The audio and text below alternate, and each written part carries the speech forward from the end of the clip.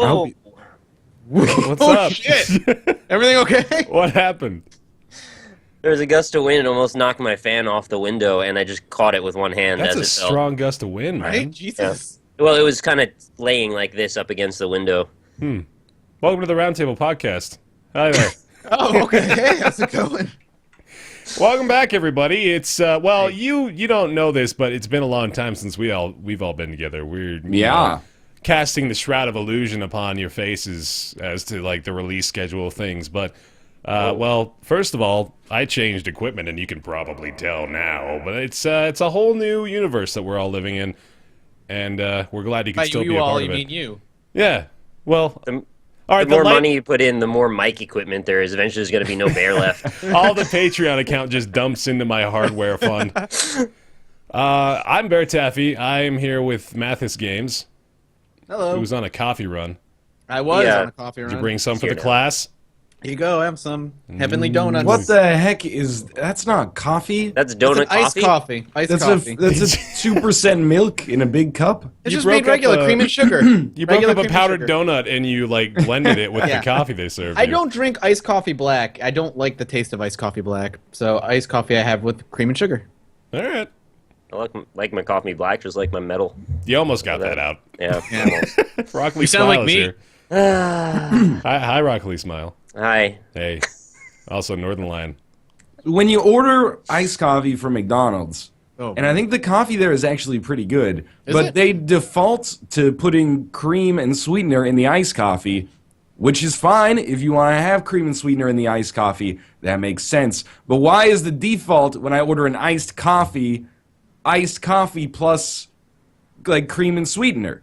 That's weird that they don't ask. It's something you should add on the end. Hey, can I have an iced coffee with cream and sweetener? Otherwise, just give me the basic thing. When you go into McDonald's for a coffee, they're just kind of assuming that you need that flavor in your mouth. That's what people go there for. I guess it is. It's like, this is a legal narcotic, so we're going to jazz it up as much as we can. But, like, it annoys me I always forget. Like, it comes out, and then I take a sip, and I'm like, shit. Again.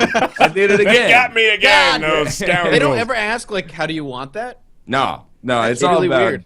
At efficiency. Dunkin' Donuts, they ask I was everything. going to say that. Yeah, Dunkin' Donuts, they have the default of black coffee. You have to order specifically. I want the coffee with the sweetener or with the cream Yeah. and sugar, that kind of thing.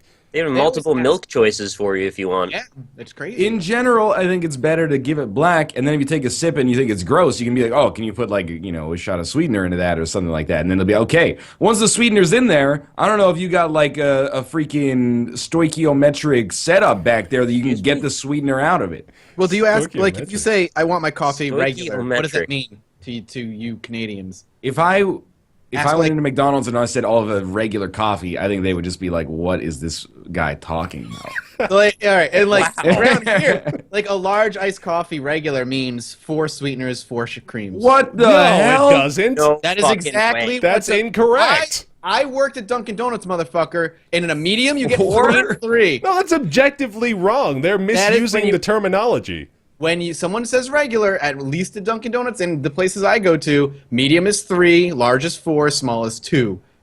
That is how There much is- you get. You're out of your So- goddamn and mind. the other one is 0. Whole And company. if you want There one, is no go 0. fuck You yourself. ask for black if you get 0. Oh. In Canada, there's a Canadianism called the double-double, which is you go to, like, Tim Hortons, get a double-double, it's 2 cream, 2 sugar. Double You gotta double roll is up 8 the and rim. 8 and a large ice and a fucking Dunkin' Donuts. At least in the northeast of America, at the very least. Maybe it's different in other parts. Their So if coffee I- is whiter than milk or cream. How does this Donut happen? smoothie, man. If I go and I order a sweetened, like, so if the regular is 4, I don't even know what you're measuring, 4 units of sweetening 4 goodness. spoons, like teaspoons, 4 scoops. jiggers. They got Okay. the pouring. And then they have an automated machine for cream and milk and stuff. And you just hit large, and it just 1, 2, 3, 4. So I would just get like a cup of sugar, right? They would hand me that. Yeah. I And order then you get sweetened 4 coffee. shots of insulin afterward. All right. Well, anyway, this is the Roundtable Coffee podcast. We're going to talk about some games, though, to try to switch it up a little bit.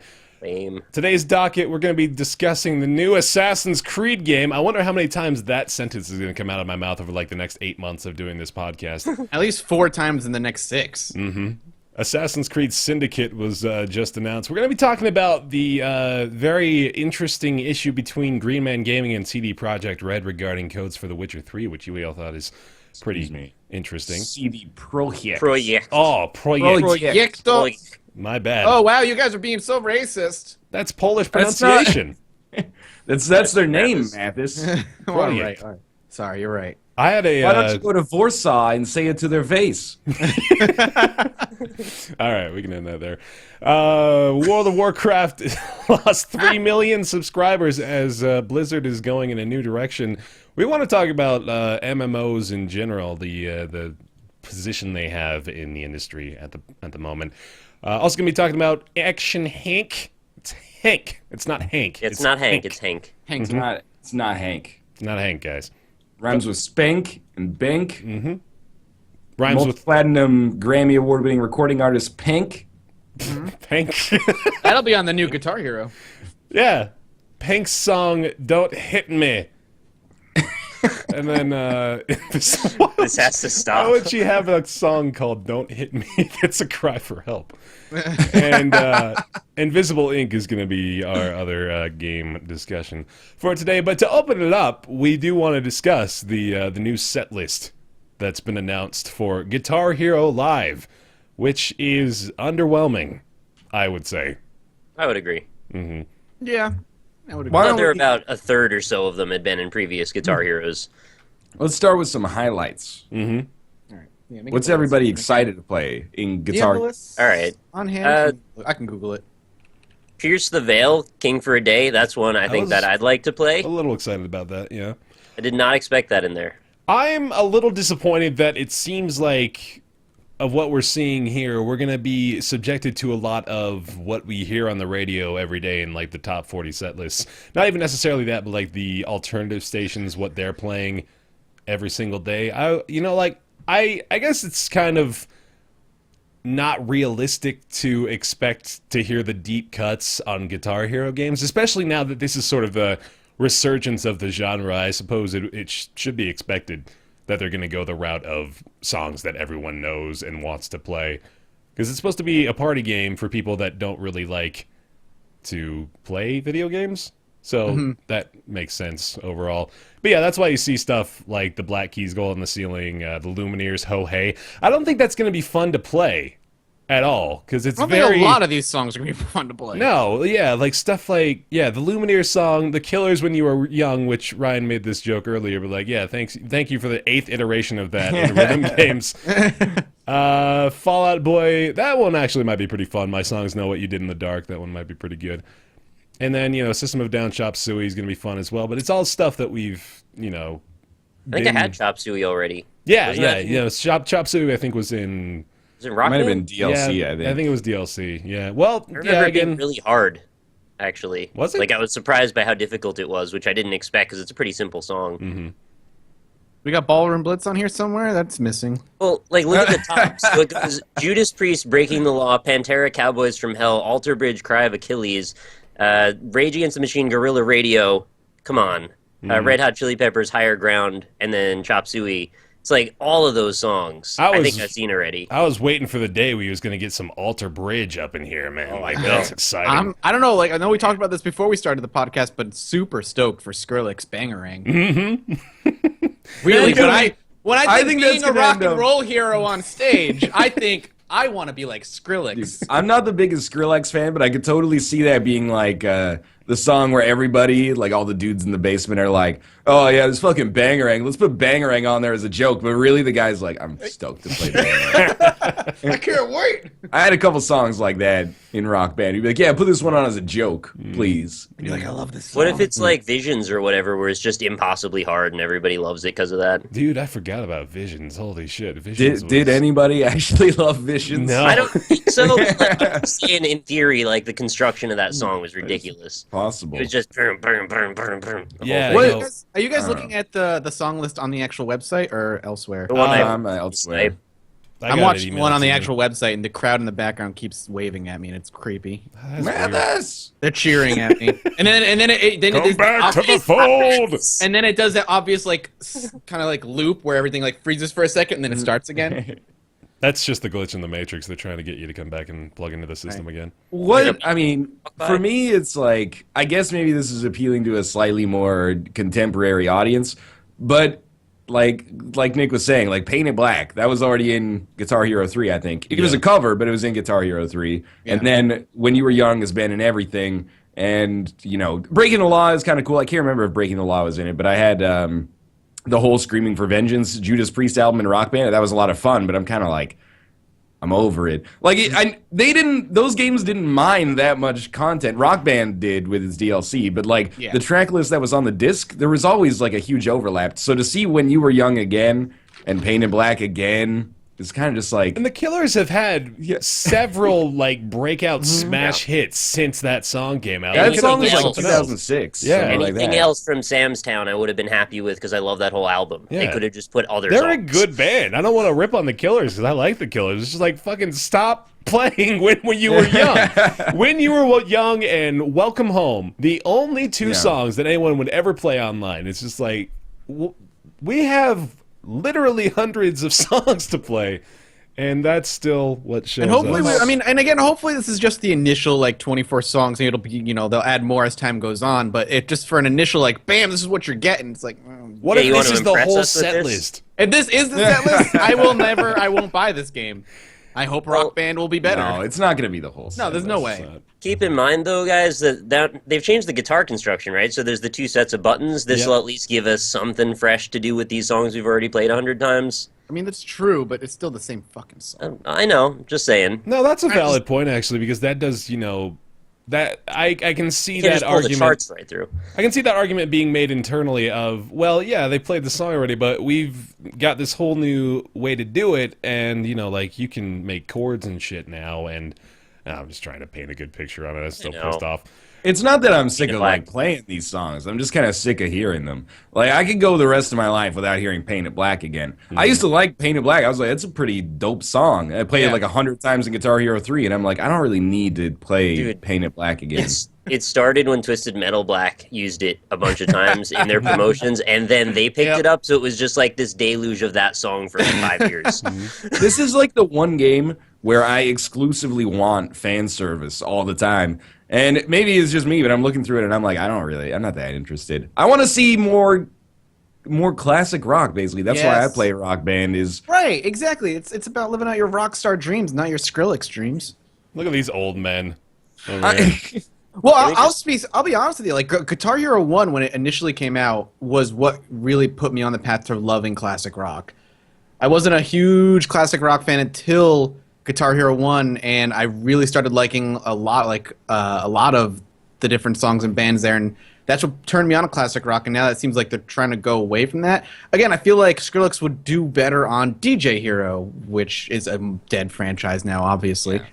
Tell me when they put Guitar Hero Led Zeppelin back on display. Please do. Give me some Led Zeppelin. I'd be so happy with that. Give me some Boston. I can get down with Boston. Boston was always our our finale song whenever we play as a family. Always got to be Boston. It's like Boston, The Police, Rush, Queen. It's true. David Bowie. Like I don't want to be like that old man, but is anybody excited about this, or is it just because the games industry, like pseudo journalists like ourselves, are all like mid-20s and up men who are like, you know, what do I care about Skrillex being in this game, blah, blah, blah. Maybe, like, the people at large are actually like, you know, this is a pretty good track list. It's possible. We got our finger on the pulse of the nation here, don't we? I think we can adequately represent the interests of those who may be, you know, clamoring for a resurgence of the Guitar Hero franchise. Just more Rush. Just add, like, more Rush. This is a whole Rush album in there. Just let me play as Neil Peart. And that way, everyone's happy. What if they did an alternate model where instead of just buying the setup, like you could buy this whole setup of all these songs, or you can buy for $20 the starter edition, and then you can buy like 3 albums of your choosing. Oh, don't tell them to do that, though.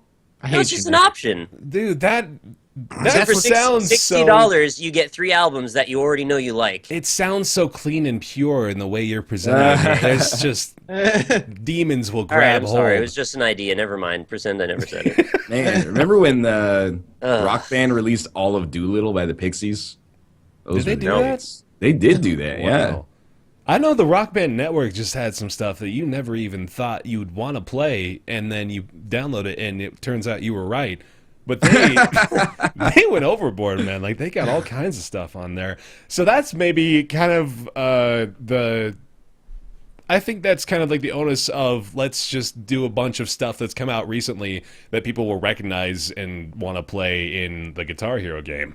Yeah. Which, let's be honest, is driving the majority of like the funding behind the resurgence. I mean, we were talking about it last time. When you get people like Pete Wentz to show up for a release party at a Best Buy in New York City, you're going for a different crowd. You're going for how old we were when we were first playing the Guitar Hero games. Like, that's more or less how they've had to shift the focus. And I think those people want to play Bangarang and just have one person press the space bar at the beginning of the song, and then they all just party and do cocaine. Like, that's what playing Bangarang is that what this is going for now? This is for Guitar Hero? This is for 19-year-olds who play Bangarang in their college dorm and then are like, man, this song reminds me so much of 3 years ago. It really takes me back. Remember those high school days? Man, when you were young, that song came out when I was like... When I was young. In middle school, man. So long ago. That song's about me, man. I was young when this came out. I think it's fair to say that, well, I won't speak for you guys. I think to some extent it's fair to say that we have kind of like a pro-rock band stance relative to the Guitar Hero stuff. Yeah. But I will say that I think not rock band specifically, but Harmonix, I think is a little bit more like committed to that kind of music mindset. They're like music first. Yeah. I would expect to see a more impressive track list, unless literally the reason the track list is kind of underwhelming is because they're contacting bands and they're like, we don't want to do this anymore. Mm-hmm. But I'd like to see the track list from Rock Band 4. I hope it's not just like largely overlapped. Yeah, fingers crossed. Although I will say with Rock Band 4, if they brought some stuff back from the previous Rock Band games, including stuff that was released as DLC, I'd be like, yeah, I could be into it depending on what it is. I don't want to play I Think I'm Paranoid again, but... A lot of these songs are probably the songs they are because of the ease of negotiating the rights management for them. Considering how much negotiation, how much money the legal department probably has to put in, this is like the most efficient way to get their money back is to use songs they already have an agreement with. That's true. They might not necessarily be forking over extra money that way, but I don't know. It just doesn't tickle me. Yeah, I mean, I'm not a lawyer either, so it's just my guess. You're not? It's a good guess. No. Oh, man. I wish I was. It would be really handy for a lot of these discussions. Yeah, that'd be... You have great insight into a lot of the things we talk about ignorantly. No, I'll just pretend I am and speculate. Yeah, all right. But Guitar Hero Live is going to be coming on later this year. We're, this, again, we were joking about this being the whole set list. I'm sure they'll be releasing more and more as the days go on. Apparently, there is a Sleigh Bells song in here. I was going to say, they're showing some artists. But yeah, anyway. Some Christmas songs. Yo, of all the Red Hot Chili Peppers discography, why Higher Ground again?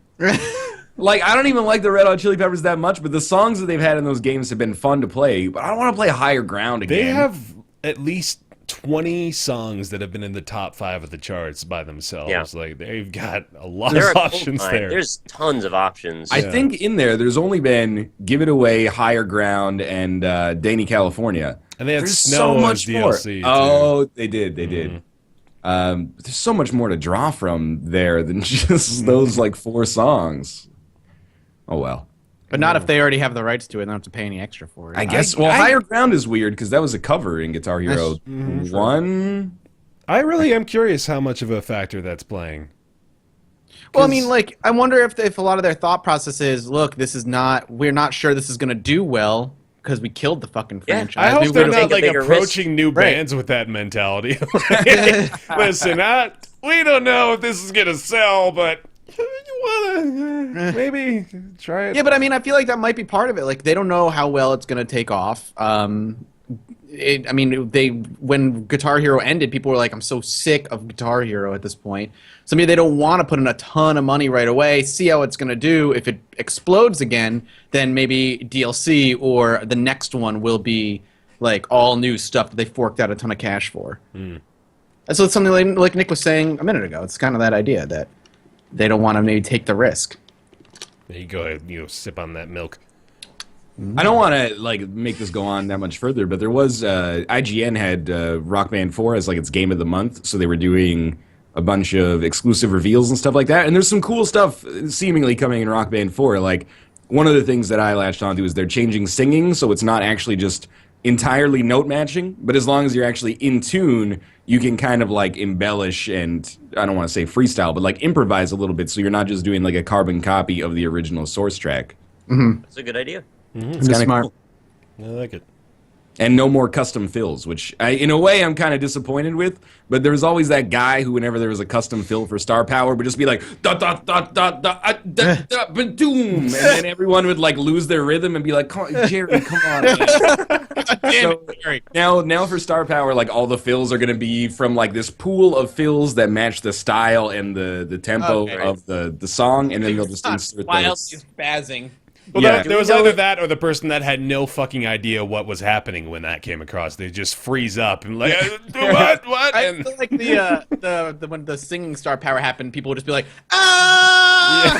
You had to do in the that middle of a because Simon and Garfunkel song. sometimes it wouldn't actually recognize it unless you shouted. So you'd be like, tangled up in blue. Tangled up in blue. Oh! It's a really bad time to do that, because then there's like 16 bars with no singing. You killed Oh yeah, tangled up. Guys, do we know if the Rock Band guitar is going to be the same as the old one, or are they also going the new Guitar Hero route? I think they said that all of the old stuff was going to be compatible with the new Rock Band game. I don't want to be quoted on that, but I am fairly certain that I read it. Yeah, that's kind of why I'm asking, because I'd really love to keep my DLC. I know they said they wanted to do that. What was your all favorite guitar peripheral from that era? I really liked the Guitar Hero 2 guitar. The flying. 3, Yeah. the Guitar Hero 3 Les Paul for me. I was a Guitar Hero 2 guy. I really liked the Stratocaster. Was that Rock Band 1? That was the Rock Band original one, yeah. Was that did it have the tapping ones on the top of the fret? Oh, yeah, that might have been 2. I can't remember. Was that 2? Tapping? That might have been 2. Yeah, they had the You mean original. the slide roll, the touchscreen or touchpad? No, that was a Guitar Hero guitar. The Rock Band Strat, they had the 5 finger buttons up where they normally are on the neck, and then they had 5 additional ones down lower on the neck. That was the original set, I believe. I really liked that. That was ridiculous. Yeah, actually, now that I think about it, I think I was a Les Paul guy too with the Guitar Hero 3 guitar. Yep, that was a good one. That was a really good one. Very comfy. Yeah. Let us know what your allegiances are, whether they be to Guitar Hero peripherals or Rock Band games, or any combination of those two things. Assassin's Creed Syndicate is coming out October 24th of this year, and I think we're all just honestly shocked. I mean, I think Ubisoft came out and said, thank you so much for beta testing our game with Assassin's Creed Unity. Here's the actual working version. Oh, no. I'm so sick of fucking Assassin's Creeds. I'm so sick of those games. It's all... going to be so new, and then the combat's clunky, it's shitty, and all the gameplay is like, look at all the stealth shit you're going to do, and nobody does stealth because stealth is shit in that game. It's the same fucking thing every year, but everybody's like, every time it gets announced, I look at Twitter and everybody's like, it looks so good. People, it does look not good. learned. Every time it looks good. Let's be honest about that too. It's like they do a good job of being able to resell you on Assassin's Creed games because they make. I remember in the fucking pre-alpha gameplay thing they released today, it's like, now we're gonna go into stealth mode. Take off the top hat, and he crouches. And I'm like, he pulled his hoodie up though, man. That's true. He pulled up the hood. The thing with Assassin's Creed is that it works kind of like the Sonic cycle, but every year and a half, 2 years, there's actually like a really good Assassin's Creed game that I think keeps pushing the momentum. So it's not exactly people being like, well, I really liked Sonic Adventure 2 13 years ago. It's like Assassin's Creed 4 Black Flag was people being like, oh, it stumbled in Assassin's Creed 3, but this is amazing. Like, people love the Assassin's thing I Creed remember 4. reading about Black Flag was like, everything, the pirate parts are great, just take out the Assassin's Creed bits. And then they were just like, no more pirate stuff, back to Assassin's Creed. And I was like, that's not what we wanted. When Assassin's Creed 3 rolled around, it was not my favorite, but the boat missions were totally new, and I was like, this is great. I love this part of this game. We should make a game based around this. And then they heard me because they wiretapped my house after I signed away my soul to Ubisoft. And Assassin's Creed 4 was terrific. I loved Black Flag. I played the whole thing. It was like one of my favorite games that year. People wanted a full-on pirate game after that. Mm-hmm. They made that, though. They made Rogue.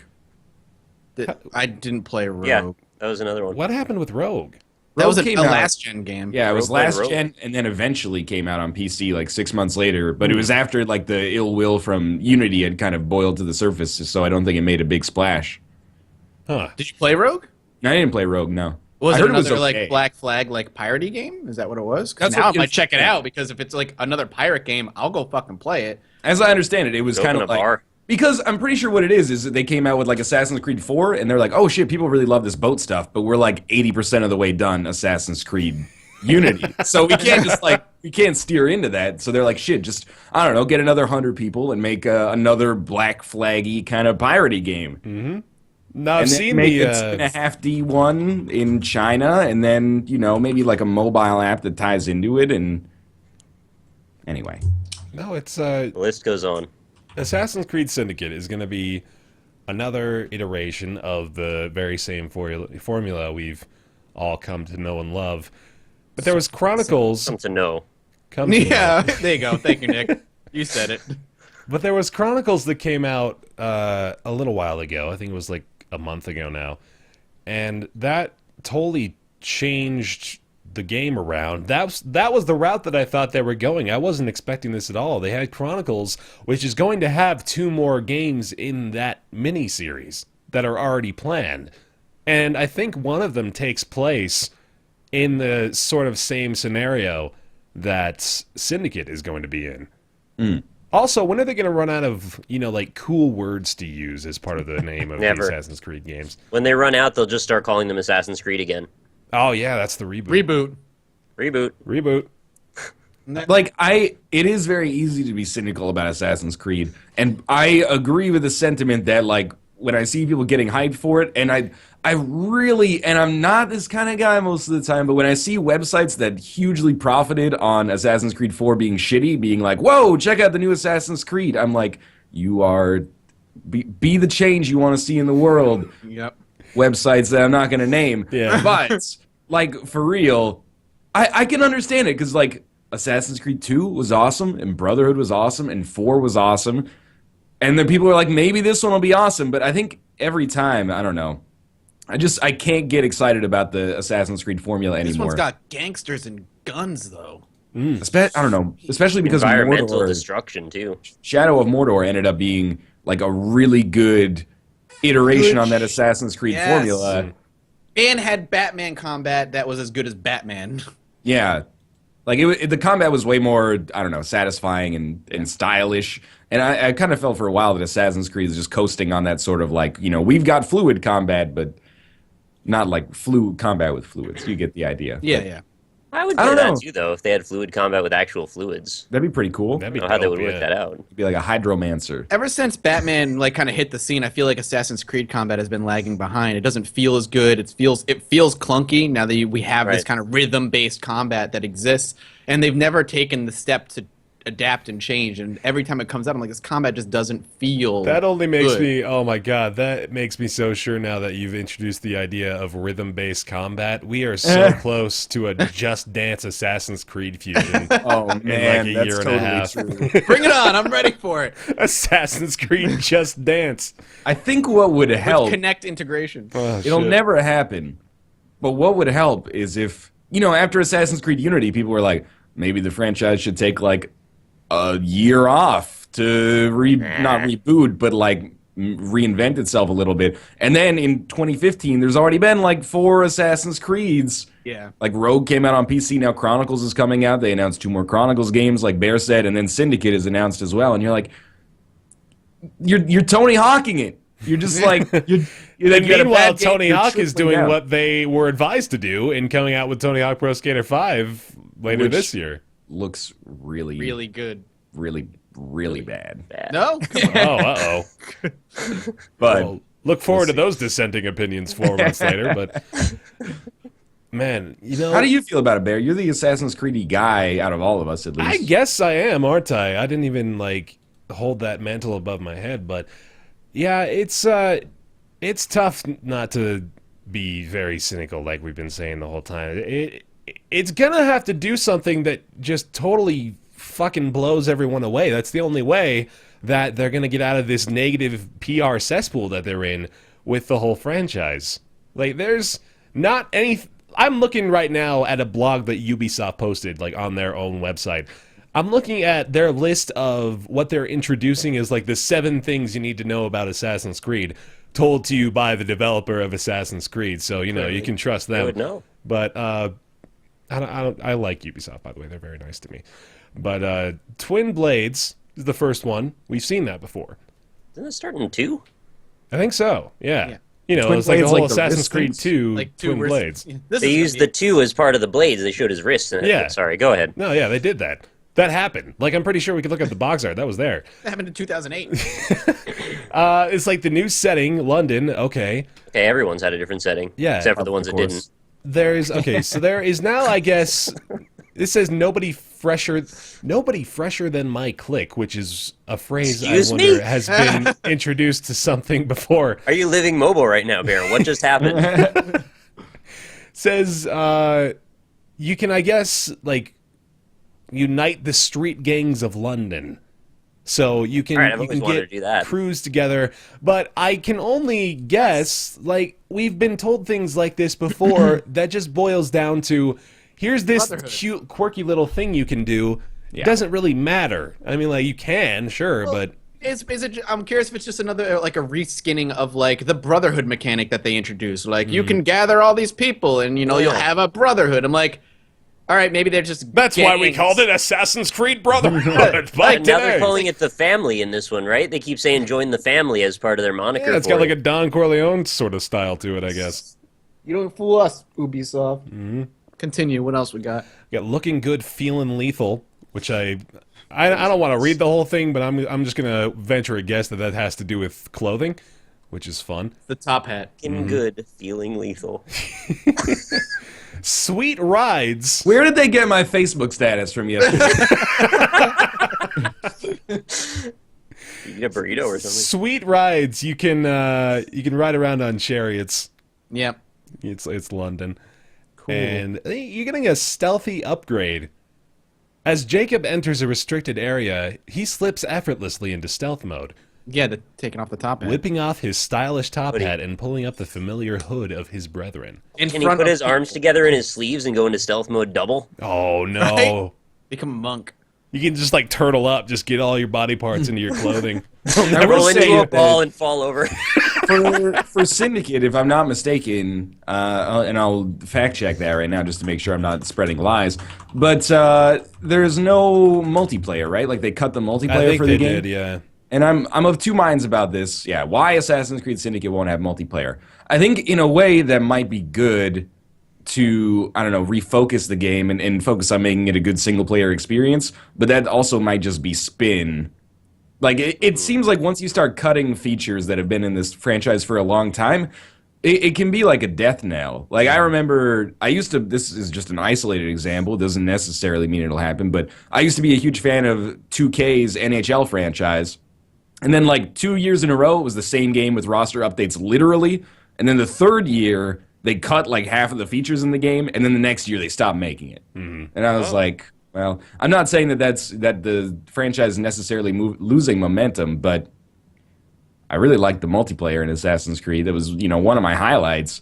But I guess if this actually does give them more resources to focus on making the single player workable and, not glitched out to hell on launch, then that's good. That would be, yeah, that's the ideal line of thinking is they're putting a bigger effort into making sure the game doesn't release as a buggy mess, which... I want to give you a quote here. All right.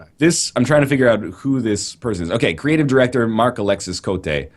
He says, the reason we're doing this is to really focus on the roots of the franchise. Fair enough. That's why all 9 studios are focused on delivering the single-player experience. Whoa. 9 studios. That's mostly just I didn't realize. Wow. 9. That's a lot of people. That's way more people than should be working on one game, right? Like that seems too many cooks. Jeez. Too many cooks. No wonder the credits always take like 45 minutes to run. Credits are longer than the game, man. Jesus. 9 studios working on that. Okay. That's crazy. Well, I mean, I don't want this.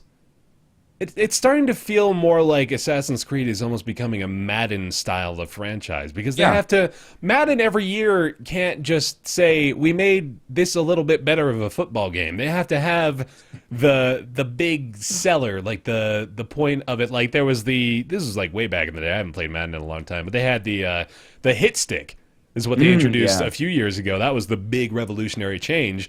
And then every year they're just adding on little unique mechanics. Like maybe one day you'll have the sideline replay that you can like manipulate and then become 2007 circa Patriots Spygate bullshit. But no, it's Ubisoft now is having to go so far as to say like now you can use a throwing knife.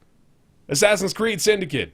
Yeah, it's almost gotten to that point. I really don't want it to be that because I still want these to be good. I still want to play these and enjoy them.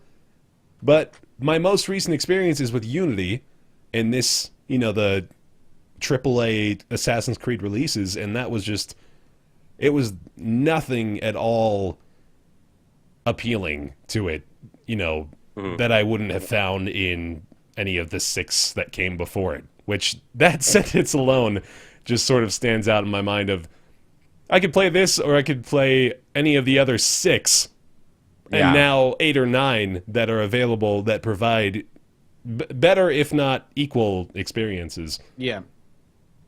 The statement you made about the adding and removing features and thing, like, I almost wonder if they look at this in a larger scale and they're like, hey, sometimes we got to actually take a few features out so next time it can be exciting when we put them back in. It's like taking the goddamn turkey melt off the menu and then 2 years later saying introducing our new turkey melt. There's only so many features when it comes to third-person stealth action assassination game. Mm-hmm. I think it's clear that there's so many people working on this game for Ubisoft and such a huge part of their actual annual revenue, I'm assuming, that they're on like a 3 or 4 year plan at the very least. So I kind of feel like what we're seeing now with this deluge of Assassin's Creed games is like the ripple effect of Assassin's Creed 4 being like, okay, we're going to greenlight a bunch of new stuff because Assassin's Creed 4 was really well received.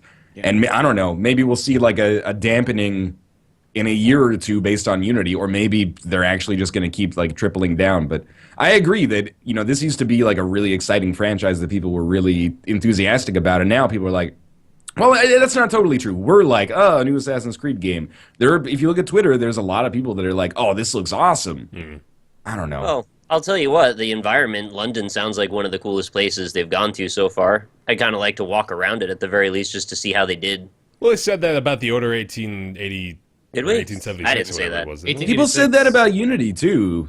I mean, and again, not necessarily you and not necessarily everybody, but that was their thing, is like, it's like revolutionary France. There's going to be guillotines everywhere, and you can have like 100 people in the city square, and you'll push through them, and it totally won't be framey. And and they definitely will not just pop into existence in the middle of the sky and face fall. will The best melt thing off. that I could come up with to be positive was the environment. So I think it depends what you're into, too. I think the Assassin's Creed thing is one of those things, like the environment is like, do you like football, basketball, baseball, or hockey, right? It's like, what do you prefer, revolutionary France or like Victorian London or the Caribbean or, Boston in 1700 or whatever Assassin's Creed 3 was. All right, so I'm gonna make a prediction here that I almost guarantee will be fulfilled within the next 3 years.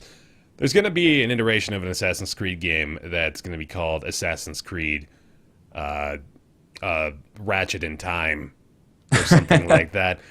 It's going to be a game that allows you to traverse through every single past iteration of the franchise, go through they conveniently already had maps created for them. Yeah, how weird is that, right? You'll like honestly, go... Oh, go ahead. No, I was gonna say, I'm honestly surprised they never did, like, they haven't done like a modern day Assassin's Creed kind of thing. It's coming. They're working up to it. They did last year. It's called Watch Dogs. Oh, Watch Dogs. Watch Dogs. Which actually I wanted to talk about, not Watch Dogs specifically, Watch Dogs 2. but like not only is it that there's too many Assassin's Creed games for my taste, but because the Ubisoft games have been so similar in their format and the medium that they choose to deliver things, with the mini map and the, objectives popping up on it, and then, like a story that represents 15% of the game and 85% of it is side quests and collectibles. Not that I'm saying that's necessarily innately bad. I'm just like, I'm kind of sick of Ubisoft games. Yeah. Like, I played Climb Far the Cry tower. 4. That was awesome.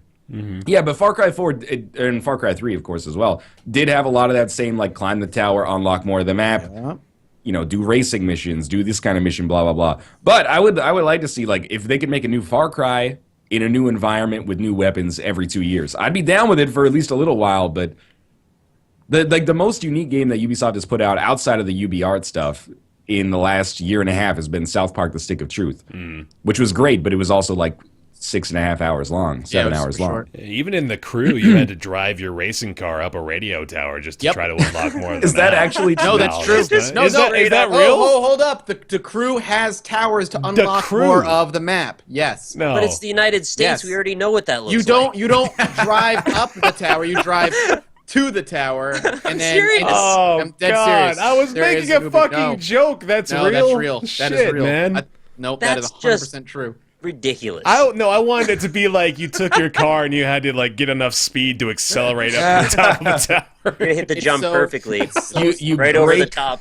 Yeah. so break sick of, the like, device movie tower off the device. radio tower that the bad guy put there, the charismatic bad guy. Yeah. No, That you apparently You is might just be 6 seconds to misunderstood. undo. you go off He a has a ramp and it unique goes into haircut, like GTA slow mode, and you see your guy reach out the window, like Yeah. latch onto Just this snatch the thing. hacking device that was on the top of the tower. He could just Even with cause Far- it with his hook.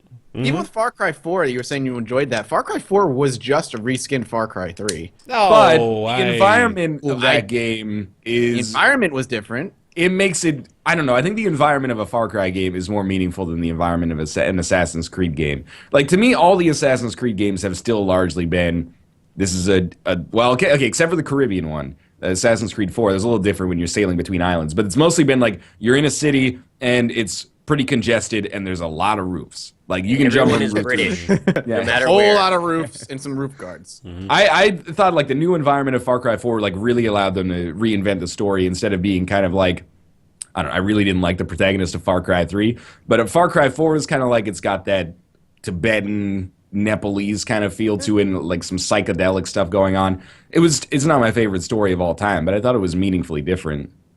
I'll defend Far Cry 4 much more staunchly than I'll defend any iterations of the Assassin's Creed series. I think Far Cry's got a really good thing going with it. Like, that's kind of the style that I wish they would apply to Assassin's Creed. I would love to see an Assassin's Creed game every like 2 or 3 years, because that gives me, even if they've already established a cycle where they are spending 2 to 3 years per game, it still feels to me like, as a consumer of content, that they're just overloading. And when the games come out as buggy and as, unsatisfactory as they are, that only lends more to people drawing the conclusion that they're rushing these out the door. Yeah. Whereas with things like Far Cry, they're clearly investing a lot of time, emotion, and money into making a unique enough experience that, really drives forward the idea of what they're going for with the franchise. So Far Cry 4, I think, really stood on its laurels a lot stronger. I'm not going to say Far Cry 4 is bad, but I would argue that it is not that different from Far Cry 3. I agree with that. It's an iteration. It's not like a huge you used the evolution. phrase reskin, which I thought was a little bit too dramatic. I don't but see. I would say, okay, I'm not going to say building the world, the Tibetan world, whatever they're living in, was grossly different. I definitely agree. But the gameplay, the guns, like even the wildlife mechanics and the taking over of the enemy bases, all of that is a direct rip from Far Cry 3. There is very little new gameplay in Why are Far you Cry stopping 4. at 3?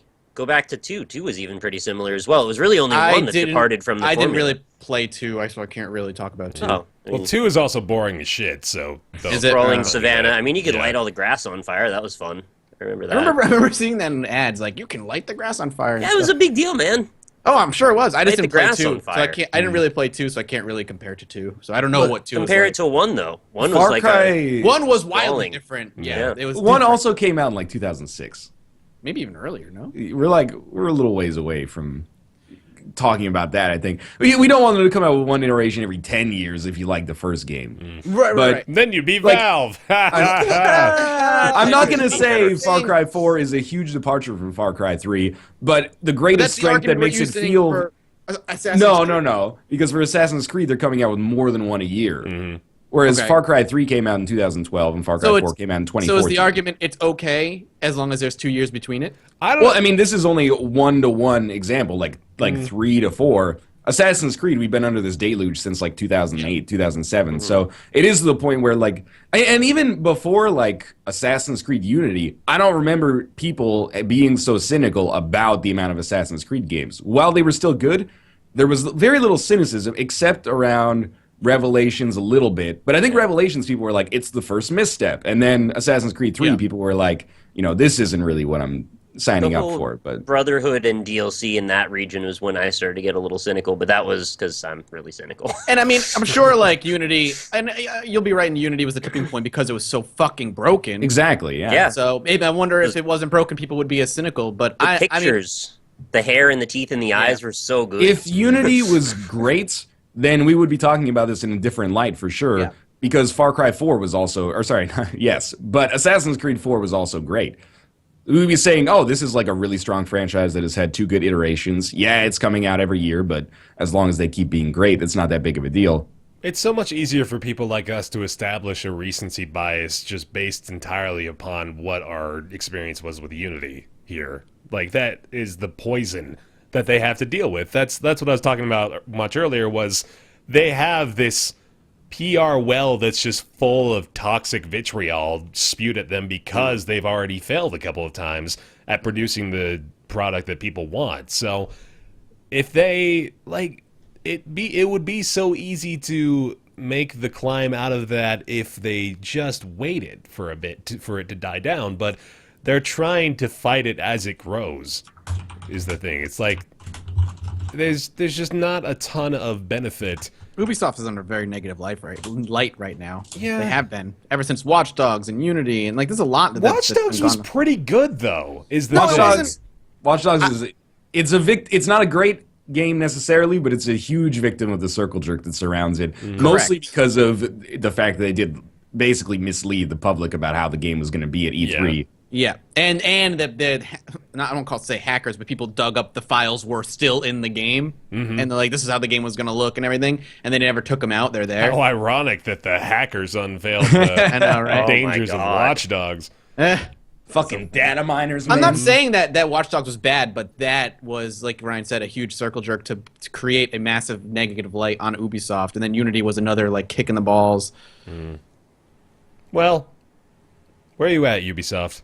I can't help but feel that Assassin's Creed is basically, like, it and Call of Duty switch positions as, like, the most hated annual franchise. Yeah, we don't even hear about the Call of Duty hate anymore. It just kind of happens now. Call of Duty Ghosts was good, and then Unity was bad, and I think if you're, like, Activision right now, you're like, yeah. Like, this is, like, the least cynicism around Call of Duty's annual release in a long time. Yeah, but I feel so weird about, like, championing this, whatever. But in a way, if you're going to come out with an annual franchise, I kind of would like Ubisoft to look at the way that Activision is doing it, where they have, like, 3 studios. Yeah. So they're actually kind of on a 3-year cycle. But they're just with trying a game to do that, but they don't realize that they're not supposed to use all the studios at the same time. Spread them out. They're like the PS3 of game development. Well, he's all 9 cores. Yeah, in a way, it's cool.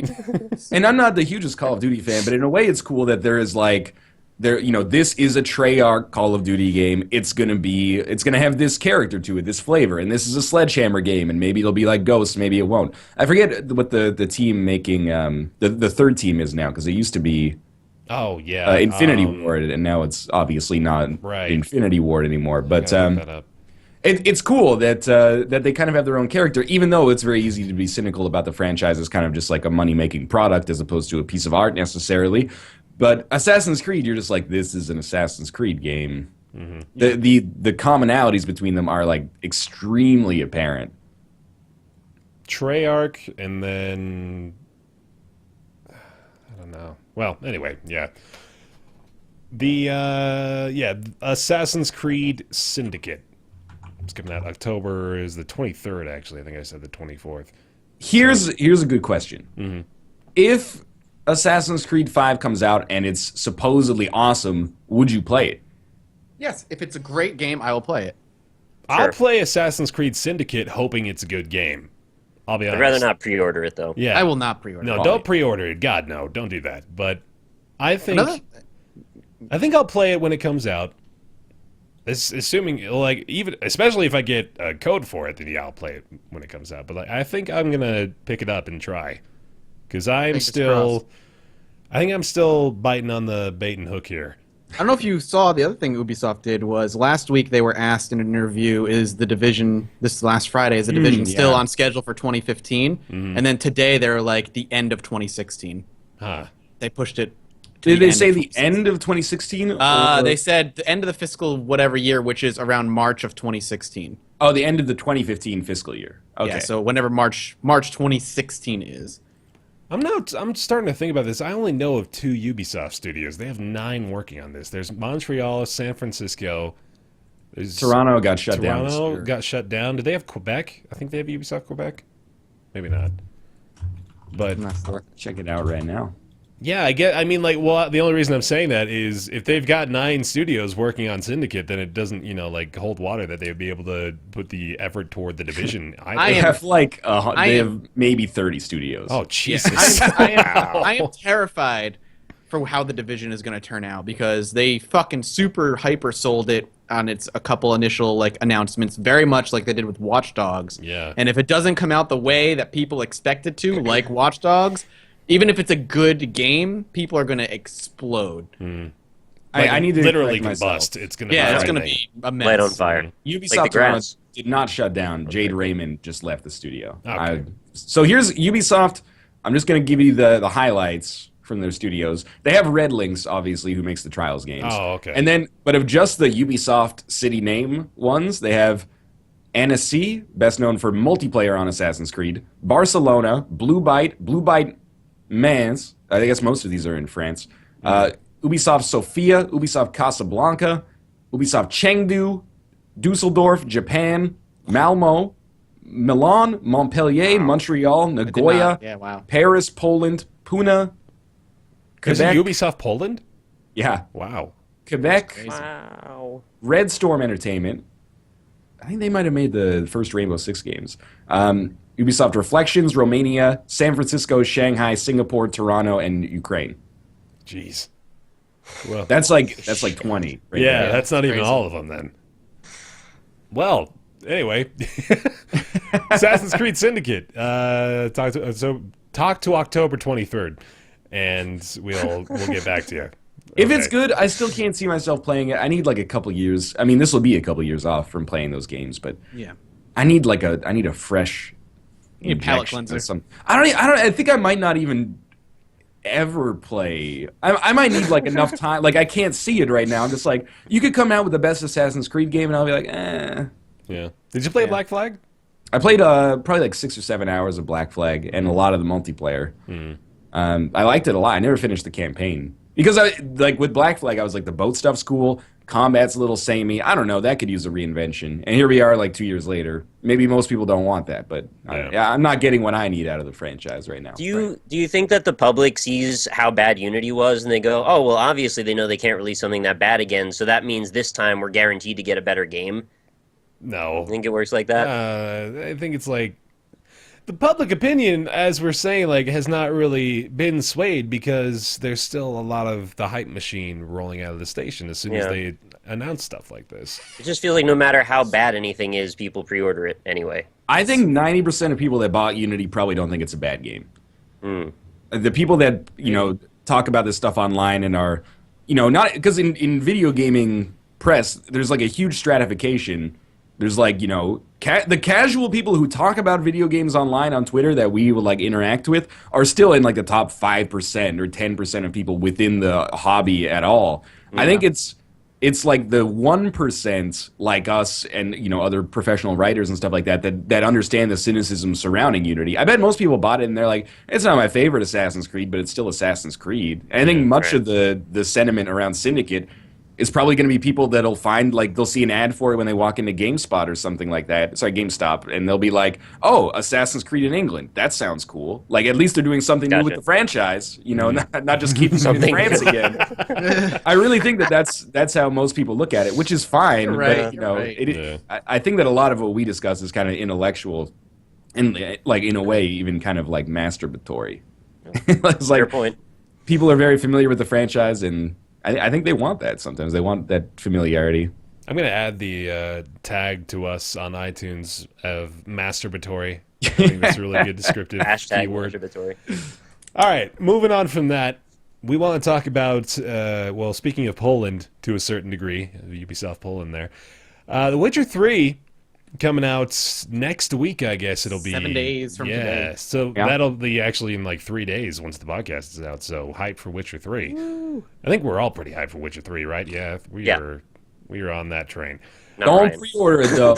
No, don't pre-order. Like, over 1 million people already have, so if you're one of those, then fine, but don't do it now. Especially if you're getting a digital digital version. You're not going to sell out. There's no need to pre-order it. Wait, Mathis, they might run out, though. I've had it happen before online. All right, no, okay, a bit of a divergence. Have you guys ever experienced that? Have you ever not been able to get a game that you wanted to get because they were out of copies? No. I'm pretty sure I have, but I can't remember when or why. It was a long time ago, if at all. Never. I don't think they're even trying to use that as a selling point. Like traditional retailers, like they've realized pre-order it before it goes away is not a valid marketing technique. I was talking about digital. Oh yeah, well even further than that, right? But people run out of Steam codes apparently. Yes, very odd. Depends on the developer you talk to. Yeah. The only thing you should pre-order is Amiibos, because those have a genuine scarcity. Don't talk to me about All right, anyway. So there's a little bit of hot water boiling here between GreenManGaming and CD Projekt Red. Good job. Thank you. Is that pretty accurate? We wouldn't know. All right. So, The Witcher 3 Wild Hunt developer CD Projekt Red said that a deal on GreenManGaming that's selling codes, they were selling codes of the game for $40. They are now selling them at, I believe it's like, if not the full 60, I think it's like 10% off at most. But supposedly, GreenManGaming acquired those codes from an unknown source, is what they say. The most important factor of it being they did not buy them from CD Projekt Red. So there is sort of a lively debate going on there as far as key resellers in general, and whether or not GreenManGaming is, kind of within their rights to resell keys they purchased from supposedly valid retailers that are providing CD Projekt Red with the income. Another very important thing to note here is GreenManGaming is not, screwing over CD Projekt Red as much as they would have you believe. I'm just going to call them CD Projekt Red. They're providing the income to the developer just in sort of a circumvented roundabout way, and GreenManGaming is the one that's eating the losses here. They're offering the discount to their own detraction because they are they want to be involved with the sale of that game. So now it boils down to A, are GreenManGaming in the right, quote unquote, in doing this? And B, is CD Projekt Red responsible for allowing even keel distribution of their game across whatever platforms?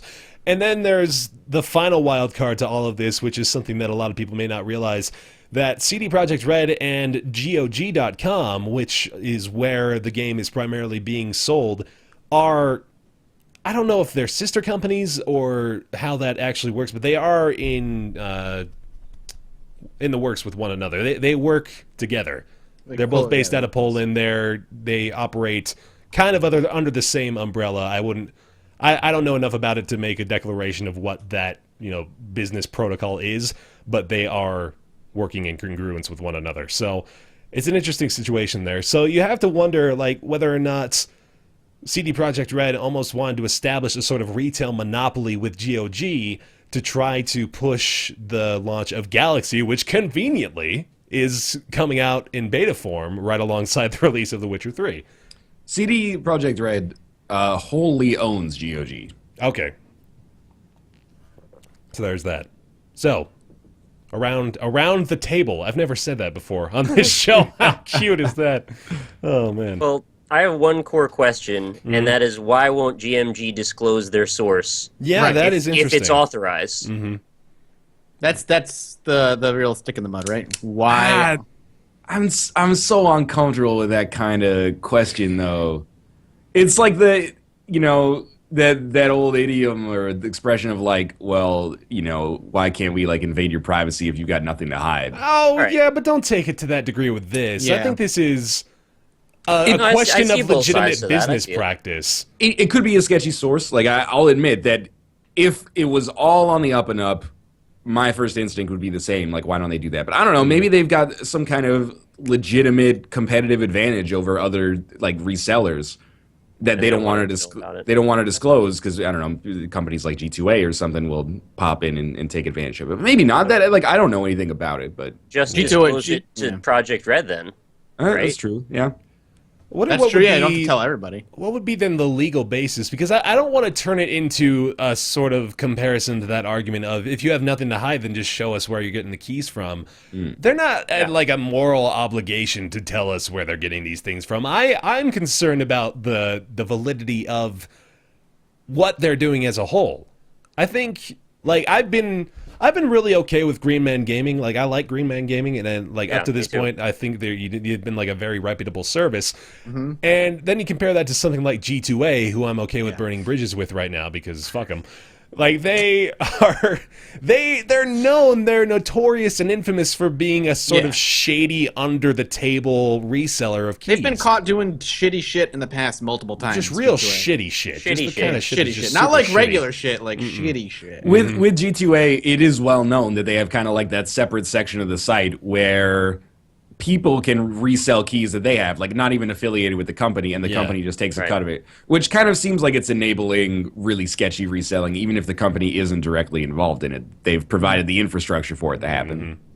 Yeah. So, like, comparing the two, I think, is apples and oranges. I am surprised at two things here. I'm surprised at how this is being handled, because I never expected GreenManGaming to come out. I never expected either of them to try to make a public scandal about this, because I guess it got to the point now where CD Projekt Red has to come to people like GameSpot and say, these people are doing something kind of awful. Let's bring this to the public light.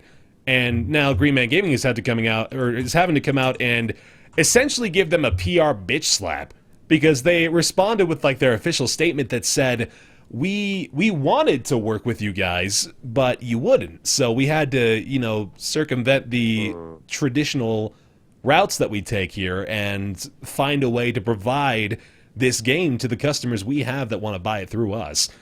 Which, it's kind of an argument that whether or not they're capable of making that is up to debate still too, but there's those two things that very much surprise me with how they've decided to deal with this. And it's all out there now, and it kind of makes them look like kids a little bit. It kind of undermines them both professionally, that they had to basically come out and tell mom that Big Brother was doing something terrible, and let the mediators or like the arbitrators of who's in the right here decide that for them, which is an issue that I never really even expected to surface at all, really. True. Yeah. I mean, there's not a lot to say. I think it's just, like you said, it's all kind of out there right now, and we don't have answers. We're probably not going to get answers. Maybe they're both a little bit in the wrong, depending on, what they each did. CD Projekt Red not working with GreenManGaming for whatever purposes that may be, whether it be to further their own GOG goals or whatever, and then maybe GreenManGaming being sketchy on how they got their codes. It's muddy waters, no matter how you look at it. So I think... go ahead. Sorry. I think the only real impact for me is just that I'm just going to be a little bit more cautious looking at them. I mean, I've looked at GMG like pretty reputable. I've used them a lot. And I would even go so far as to say I would be fine with being a partner with them if they wanted. But don't use this platform now to be like, hey. No, that's not. I just back. mean, like, I would say they generally would have my endorsement aside from this one thing that I'm like, all right, maybe I need to be a little bit more cautious and watch out. Because, I guess anybody can fall into traps like this. But yeah, it's not good. But I also don't know enough about it to really have a strong opinion. Yeah, I actually did. Well, I have an existing affiliate partnership with GreenManGaming, and I had to email my contact there, and I had to say, hey, this is kind of bad. What's going on here? And he provided me their official response in a reply in an email and said, like, hey, this is just a weird thing that we're having to deal with, but don't worry about it.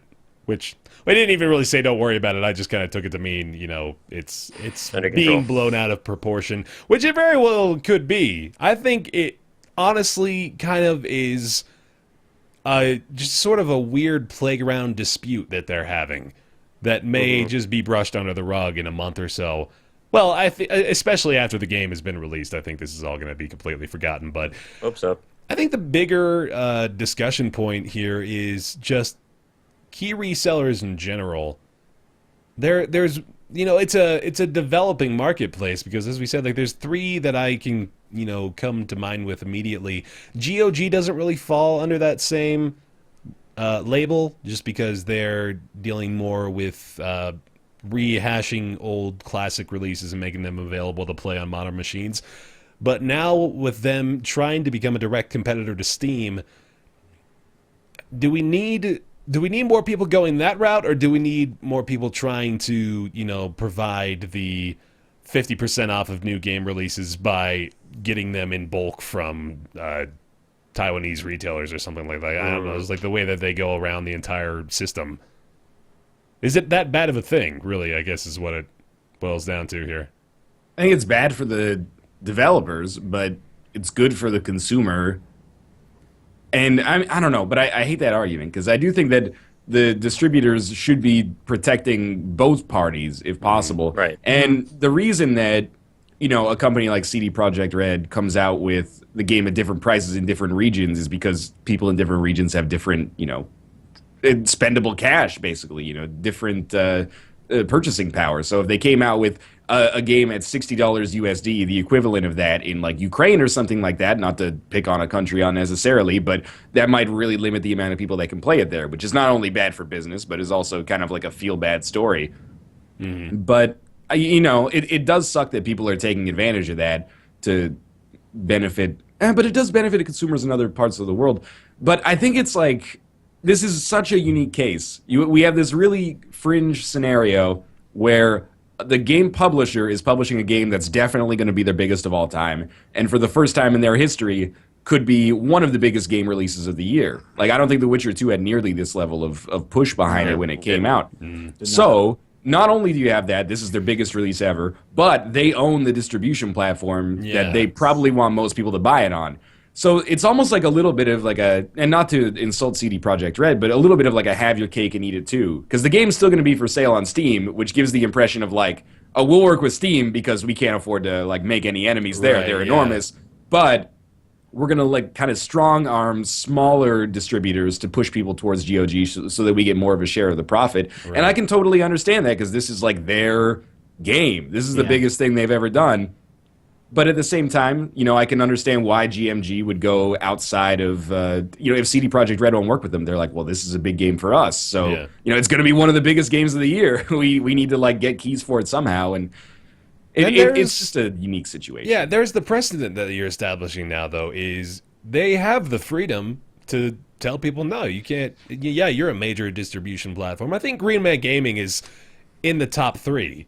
As far as, there's Steam, obviously, and then there's everyone else. But, in that same tier, I think GreenManGaming is up there. But CD Projekt Red is more than likely within their legal jurisdiction, I guess, if you even want to get to that point of the argument of being able to say, no, you can't sell this. We're going to sell this on Steam and then almost exclusively on our own distribution platform. Oh, yeah, that's the thing. Look at Origin. Yeah. Good. They're 100% in the legal. Would make them bad guys? Maybe a little bit, but if they say no, that's their, like you said, that's their 100% in the legal right to say no to you. And if you go in behind their back and do something scummy about it and try and get the keys, in a shady way, they have the right to be like, you can't be doing that because we already said no to you. And for them to come out and be like, well, you wouldn't work with us. It's a dick thing for them not to work with you, but there's also no rules to say that they can't do that. They have the right to say no, and sometimes you just got to swallow it and be like, all right, let's move on then. I did just realize, by the way, I missed my perfect opportunity to drop the "I am contractually obliged to say this" line as far as my GreenManGaming affiliate is concerned. Damn it! Drop the ball. I will say, I think it's a business decision for CD Projekt Red, which always has the dangerous thing of being like, coming across as anti-consumer. Like they want to create, they want to strong arm other distributors so that the game is bought at X price and then it doesn't drive down the retail price of it. But it comes across as almost like more of an ethical knock on GMG, from what we know at least, which is kind of like, well, if you're not going to work with us, we're still going to do what we're going to do anyway. But like you're not necessarily going to get as much of a cut of it. It kind of seems like, well, if you're like, we're going to do it one way or the other, so you might as well work with us, which is also kind of, that's like a mafia tactic, basically. Yeah, very much. Yeah. But I mean, GMG, I agree with you guys that it has been reputable in the past, and they do offer like really good deals. And my understanding has been, not that I have any insider information on it, that they end up taking the loss on a lot of those games. If they offer like a $10 discount, that $10 comes out of what they earn. Which is a really, I mean, I guess that's what you got to do to compete with Steam. They're trying to build a community, and then eventually, well, ideally for them, I guess those splits would go away, and they would eventually just sell things. That makes me think that they're not even in really a big enough position to where they can start to barter with developers and with all the other parties involved to say like, will you take a cut here so we can offer a discount on our distribution platform? They can't really do that, so they have to just take the losses themselves, which I'm sure is, working out to them to a certain degree. Otherwise, they wouldn't still be around. But it's there isn't really any sort of like, who in the hell? Sorry, this has been like the 40th time. The whole podcast. Someone really needs to talk to me. Maybe I should address that, but... Is it a phone call? Yeah. I've gotten like 3 phone calls from the same number in the past 5 minutes. Might you be an should Google emergency. the phone number, man. I should, actually. You want to do that live? It's GreenManGaming. Ubisoft. Excuse me. Abort the stream. They've got the red phone for me. It was like, hey, BaerTaffy's saying something negative. Figure that out. Said they wiretapped your house, right? That's true. Oh, shit. Yeah, now I'm starting to freak out a little bit. It's very gray territory still. And, like, I don't know if there really needs to be any sort of, like Supreme Court litigation of are they within their bounds to do this. I think it's just going to be a matter of these companies are going to figure out amongst themselves, all right, obviously there's ways for us to go around you if you say no to us, so let's think of something that is mutually beneficial and not be childish about this anymore, which is probably going to be... Okay, yeah, there you go. Good. Figured it out. Yeah, it's probably going to be what they end up having to do at some point to avoid things like this. It's never going to happen again. At least not until, like, I don't know, like Half-Life 3 comes out or something like that. Oh, God. Like, it's such a unique situation that, like, it's this... Well, I guess Half-Life 3 will just be on Steam. And who cares? Anyway, it's so irrelevant. But, like... GOG is owned by the company making this game, and I don't know. You could totally frame it the other way too. It's like, hey, unlike scumbag EA, they're actually going to sell their games on multiple platforms, but they're just trying to push you towards like the one platform that they own. I don't know. I think this is seriously like the one time this will ever happen with GMG under current management. Anyway, yeah, probably. Or you'd be like Ubisoft and just boot it up from Steam and force you to go to Uplay and then boot up the game from Uplay and then you get to play the game. Which is really consumer friendly. Good thing I have so much RAM. Yeah, no kidding. I'm just starting to realize how prevalent that's becoming. We got Uplay, Origin, Galaxy's coming around now. We got Steam, obviously, Battle.net. Yeah, there's a lot of them. At least and we set it up so it has to daisy chain through every one of them somehow. Open all 5 platforms or whatever they are. I've got most of these in my taskbar. I've got Battle.net, Steam, I've got the Galaxy tab now. I had Uplay, but I took that away because I stopped ever playing things on it. I still have Desura. Loads up on startup. Rockstar. Oh, yeah. Rockstar has their own now. Social Club. Oh, yeah. Man, that's... Whole another conversation. Conversation. Oh man, but yeah, that's that whole debacle. Witcher 3 comes out on Tuesday. Can't wait. It's gonna be a fucking fantastic game. Let's be honest. It's gonna be really great. Can't wait. All right, so World of Warcraft has lost 3 million subscribers this quarter, which they claim is to be expected, and I totally believe is to be expected. After they release a big expansion pack or new content or something like that, they get a big insurgence followed by a big decline, which is the biggest expansion pack they've released since Wrath of the Lich King, I think. You were going to say Lamb. Yeah, I know you were going to say it. It was in my mind. So the current subscriber count is sitting around 7.1 million. Last year at this same time, it was around 7.6. They've been peaking at just over 10 million subscribers ever since, I think it was about like Wrath of the Lich King. They've gotten around that territory, so they're hovering. Well, obviously, yeah, they were getting up there. Obviously, they have 7 million subscribers. Still, World of Warcraft prints money for Blizzard. That much is obvious still, but now it's this is a noticeable decline because of the the rapid flow of subscribers out of the game after the release of the new batch of content. Well, yeah. So here's the presentation of the two topics. A, is World of Warcraft going to be sticking around for much longer? And B, what does the scope of MMOs just look like in general these days? I feel like MMOs still have a place. An article came out today, I believe, where it was noted that Square Enix doubled their profits from last year, and most of that was because of Final Fantasy XIV, still a subscription-based MMO that is doing phenomenally well for themselves and doing really, really well. It's not as big as it used to be because a lot of the people who grew up with MMOs now have jobs, and the people that have the time to play MMOs are in a different gaming environment than we were 10 years ago. There's a lot more quick things to play. Dota, League of Legends, Heroes of the Storm. That's kind of taken the place of what MMOs used to be. As far as WoW and why they're losing it, I feel like a lot of it is because the new expansion took away. I don't know if any of you play WoW at all at any point in time. I played it a lot. I was actually so obsessed that I had to quit it. Whoa. Welcome to, I was with you. I'm with you. Did you play the new expansion at all? The last one I got to is Cataclysm, and I stopped after that.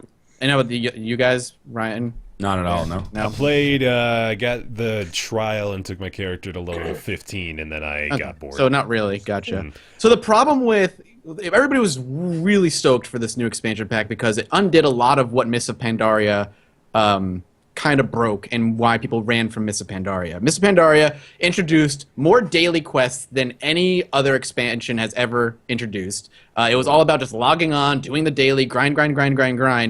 And this expansion kind of got rid of that. It presented more story. There were more cutscenes. The quests were more fluid. There wasn't really questing hubs. You kind of just went from zone to zone, and stories kind of unfolded, and it was a lot more natural progression. And you got your own base that you got to build and decide what buildings you wanted depending on your profession, and it was very, very cool. The problem is, once you kind of upgraded your garrison, which was your base that you built, it quickly became apparent that the daily quests were replaced with kind of Facebook daily stuff that you did in your garrison instead. So every day you would go into your garrison and you would send off your NPCs to go do that. And the NPCs would take time and you would watch the timer go down until they came back and succeeded and brought you a reward. So instead of going out... Yes. So instead of going out and doing these daily quests, you would just log on, stay in your garrison alone because nobody else was involved unless you had them in your party, and you just go building to building, clicking on the NPCs, sending them off to do their tasks, coming back the next day, gathering the rewards, and then sending them off again, completely removing the big hub cities that they would have in every expansion where you would see other players and interact and go do things, and instead making it a very solo, kind of lonely experience where you just went and clicked on things, and if you were in a guild, maybe you would raid once a week or whatever it was. And it was a very different feel, and I think people were very excited for that because you got to have this customization, and it was a lot more story-focused. But once you got through all of that, what you were left with was mobile Facebook cow-clicking games to get your rewards for the day. And people started really hating that. That makes me really sad. I was getting excited when you were talking about the garrison stuff. I was like, oh, that actually sounds pretty neat. And it was really cool. Building it and unlocking new building plots and then deciding what building we want to build there and watching the building kind of land down in a very World of Warcraft animated way. Really, really fulfilling and really fun.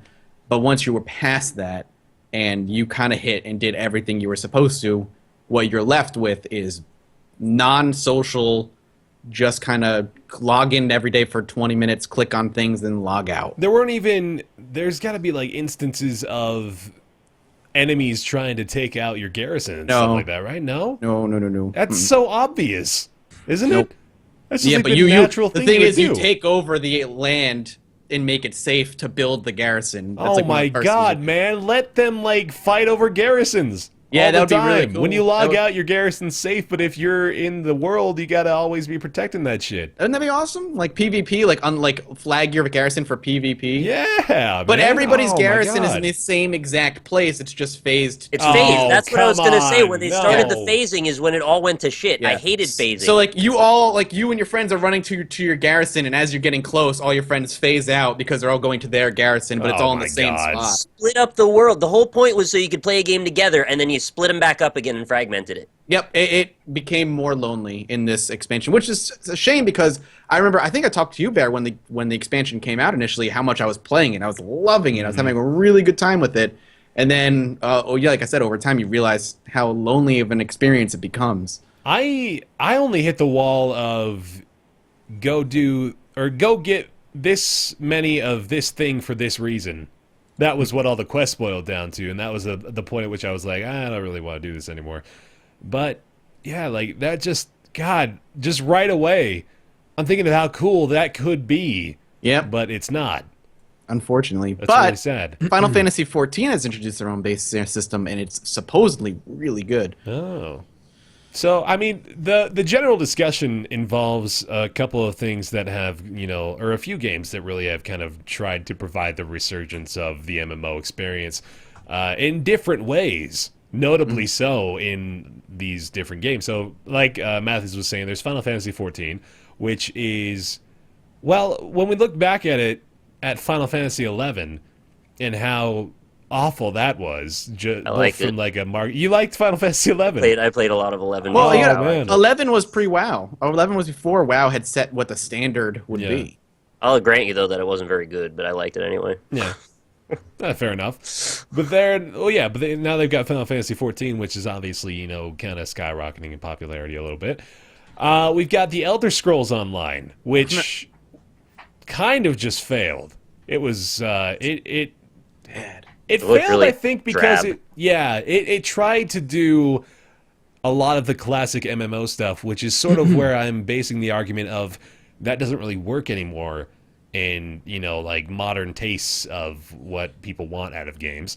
And then there's things like Destiny, which are, maybe the definition of classic MMO is being stretched a bit when you consider Destiny in that tier, but it is very much, vying for the top spot now for MMOs in general. Like it had a huge release. The viewership on Destiny's announcement of the new content coming out, I don't actually know the name of it off the top of my head, but there were House of Wolves, I think. something like that. Yeah, that Yeah, sounds about something right. like that. But there were 180,000 people watching that reveal on Twitch, which Wow. is a huge number. So, tons of interest still in that game. But yeah, it's kind of a landscape that's shifting a lot. And I don't know if MOBAs have a lot of relevance there. I was thinking about that when you brought that up as like maybe the alternative that I think people they are do, playing to now. be honest with you. I think The they have a relevance whole is- lot of relevance. They're cleaning up after all the people that are leaving WoW with their $10 skins on Heroes of the Storm. As someone who hasn't really spent that much time playing MMOs, please correct this if this is incorrect. But my perception of the MMO landscape is that it's a bunch of this is going to sound offensive, but like a bunch of junkies that are kind of like looking to get back to that first high. Yeah. Like, yeah. there been an MMO that people have considered great since 2004 that has also been successful? Not probably- They're all gone now. Yeah, I mean, I will completely admit that for the longest time after leaving WoW, I kept chasing the high, as you described it, by going to new MMOs and looking for the next big thing that was going to get me hooked in the world, and I was going to spend days playing the game. Never found it because it's impossible. Not even Lotro? I'm just kidding. I know. I played Lotro. I played Matrix Online. I've played, you name the MMO, and I've played a little bit of Conan. WildStar in there. WildStar. I definitely played Conan. I played Terra. I played some Rift. Rift. I tried to really like Rift. Star Trek Online. Star Trek Online. I played Star Wars KOTOR. You know, I played that too. I played them all. Did you play any Eve Online, Mathis? I played Eve Online. Yeah, I've tried playing Eve Online wow. multiple times. I've tried playing Eve Online. I thought we were gonna break him. Yeah, shit, he's got it. You name it, I've Secret played it. World? Secret World, I tried. No. Really? I like it. Yeah, I played it. The thing with Secret World is combat, at least at the time, was messy as fuck. Damn. I've played so many MMOs in my lifetime. It was my shit back in the day.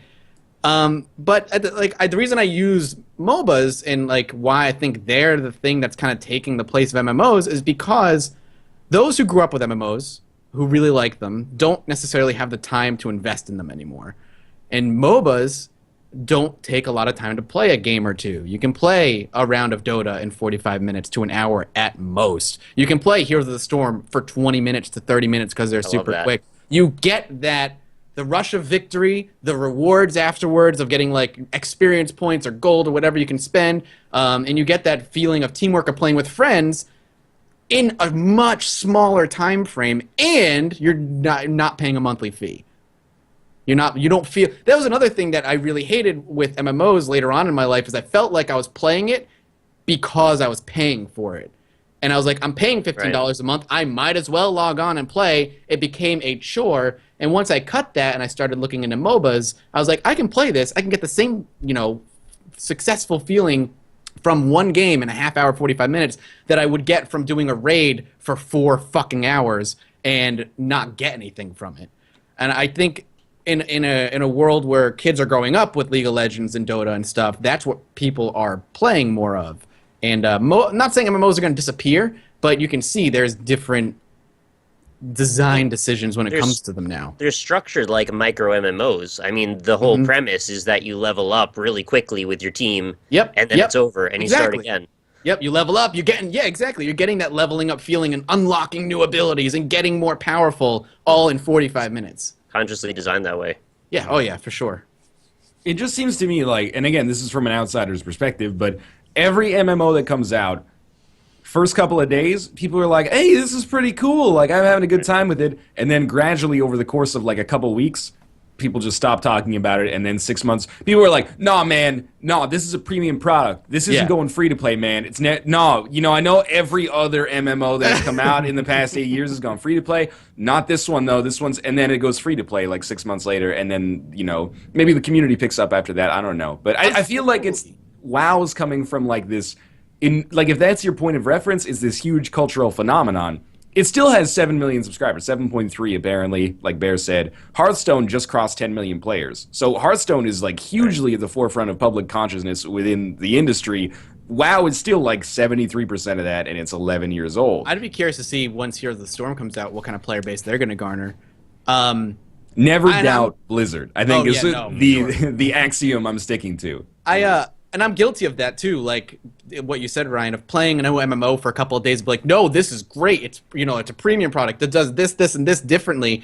And then a week or two in, I'm like, WoW does this better. WoW does this better. WoW does this better. WoW. I'm like, so I just keep comparing it to World of Warcraft to go, why don't I just go play WoW? And then I cut the subscription. And either I'll go back to WoW for a week and then be like, I'm bored, or I'll just not play anything ever again. WildStar was the biggest example of that. I was like, this is great. This is great. Oh man, it's like Burning Crusade World of Warcraft. I miss those days. And then I'm like, WoW does this better. WoW does this better. Oh, it's just like WoW in this aspect, but WoW's had 11 years to perfect this particular formula. And then I walk away from the MMO. It took me like 3 games to realize that was going to be the result every time I tried a new one, so I just don't even bother at all now. I didn't. I kept trying. I kind of feel like MMOs, as we've known them in the past, as this huge force in the industry, are kind of dead, with the exception of WoW. The perception right now being that it's waning a little bit. Yeah. But, like, you remember, like, that was the game everybody wanted to make. We made fun of it, like, a couple of years ago. like everybody was making a MOBA. Now that people knew about Dota and League of Legends, like we're gonna make a a zombie MOBA, the Dead Island MOBA. That's what I mean. We're gonna make a DC MOBA. We're gonna make a Lord of the Rings MOBA. Like that's what it felt like from like 2005 to 2011. Was like we're gonna make this game as a MOBA because it prints money, man. How could you fail? And then they all failed. And some of them took like 5 years to develop. And I think now, you know, after Defiance and the Elder Scrolls Online and the Old Republic and Terra and Rift, et cetera, I hope that most studios are going, most publishers, I guess, are going, we're not going to finance like another MMO because it seems like I can't imagine a worse business decision of like a game that costs an extraordinary amount of resources to make and then has historically not returned with and like not only that, but it costs a lot all the time. Like it continues to cost a lot of money after you've made it. There's not a lot of games that do that. I feel like the only MMOs that are succeeding nowadays are the ones that are doing something drastically different. The reason you got EVE Online is so successful is because it's hard to call EVE Online it's an MMO, sure, but it's more like a sandbox game because what I love about EVE Online, why if I had time I'd probably be completely into that game, is the developers are 100% hands off. They created the world and they said go. And the players create the rules, the laws. They're like sections of space that are completely controlled by this group of players and another group of players trying to take over in these huge wars. And that's what you read about all the time, are these huge like 2 or 3 day wars of players just trying to destroy another group of players to take over this section of space because there's something there. And like Destiny is a totally different game because it's a first-person shooter. It's not really like this open world-ish type of game. Isn't it more Destiny, more zone control? Yeah, it's small areas and then there's a hub world. It's kind of like the Nexus in Demon Souls or something, and you just go off to an area and then mess around. Final Fantasy XIV is the closest thing to WoW that's very successful, but it does enough different in my opinion, and that's why it's doing really well. But any other MMO that comes out that is trying to be WoW, and you've already listed a ton of them, flop, because you will always look at it and compare it to World of Warcraft and go, WoW does it better. Well, the publishers all thought, like, hey, even if we just do the same shit as WoW, if we bring our IP to this, we'll be successful because we know our IP is amazing. So it's like Star Wars tried it, fucking Lord of the Rings tried it, go on down the list. They found out eventually, even Elder Scrolls, like, we can't just make this based on our name alone.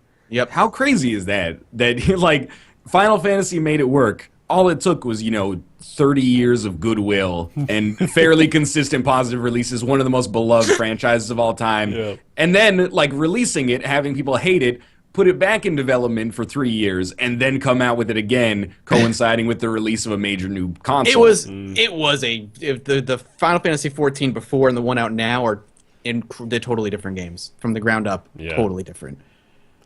Regarding EVE Online, too, it's my favorite old adage of... EVE Online is the most interesting game that I never want to play. Yeah. It's Dwarf Fortress for me. Yeah. It just becomes just like a series of Excel spreadsheets at some point. And like, you see all these epic battles. That's the highlight reel. But really, like, there was 14 hours of planning and economic distribution that went into that fight. Specialists working all night just to figure out. I remember talking to the developers when I was in Iceland. One of the cool things Paradox did for me and the guy I was stuck there with was set up an office tour of CCP and to see their, like, talk to the developers and hang out with them. And that was the thing we discussed is, like, 90% of EVE is the planning, is the resource gathering, is the building of the empire. The exciting 10% that the world sees is the wars and stuff. And, like, 90% is that boring shit that people do, but it makes that 10% so much more thrilling and adrenaline rush because you could lose everything. You invested so much into that moment, and then it all just goes up in a blazing ball of fury. Those Titan ships that you see, those big ones, take real life like 1 or 2 months to build. Yeah, they're worth a tremendous amount of money too, aren't they? Just like not even the in-game currency. So if you see like a company, or they're called corporations, guild, bring out a Titan, that's when you know shit is real. Like that is a lot to risk right there. But a Titan can take on hundreds of little ships without any problem.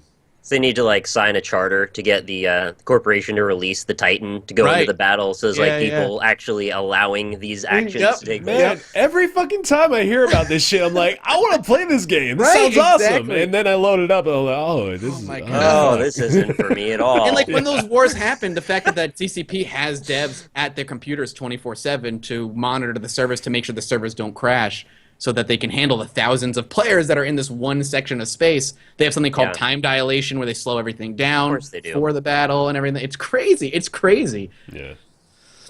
There's some people that are just, like, that's their whole life is EVE. They can make real-life money off of it. Yeah, it's almost their all job. that shit was going down, and then the server just broke. Like, how mad would they be? Like, that was 5 months of my life.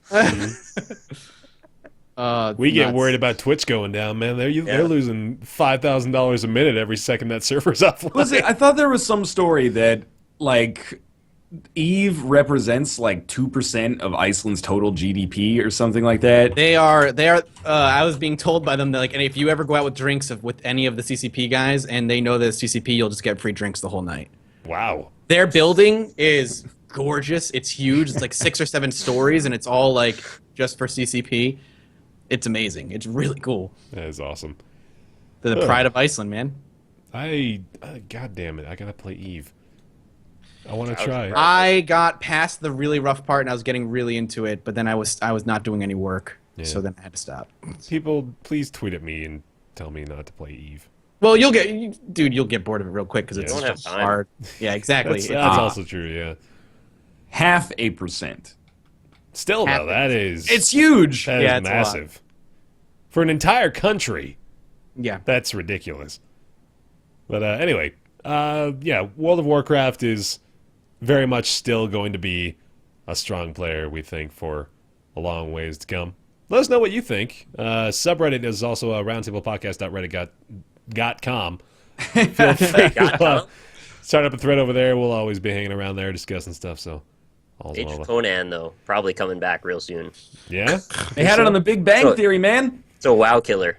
Yeah, I was so excited for Age of Conan. Oh, me too, man. I played through it, I'm like, I'm the chosen one. And then you're done with the tutorial, and like, oh, there's like 7,000 other chosen ones near me, all with the handprint on their chest. That's when you gotta kill all the other chosen ones, make yourself. There can only be one. Yep. All right, getting into our games for this episode, we want to talk about Action Henk. Henk. I can't not say Henk because they're pronounced the same way. Your jaw tenses up when you do that. We don't have like a letter that, like a sound in the English language that makes the name make sense. Yeah, like if they call them like Action Hink or something. Yeah, or Action Hunk, easy. Ooh, there much you go. better. Action and that would be like ironic because he's got a big old beer gut. Was there something unattractive about that? Absolutely not. Action Henk was released on May 11th. To the tune of very positive reviews on Steam. Currently $13.49 on sale. Regular price $15. I am really enjoying Action Henk, actually. Much more than I expected I would when I booted it up. It is sort of a Trials-like game. So if you guys have ever played Trials Evolution or Fusion or something like that, think of that, but you're controlling a big fat dude. He's running around. Bit Trip Runner is also an apt comparison, I would say. Yep. There's a little bit trip. I also think that it mines a lot from Trackmania. In that, unlike Trials, there's like no levels that are nearly impossible to beat.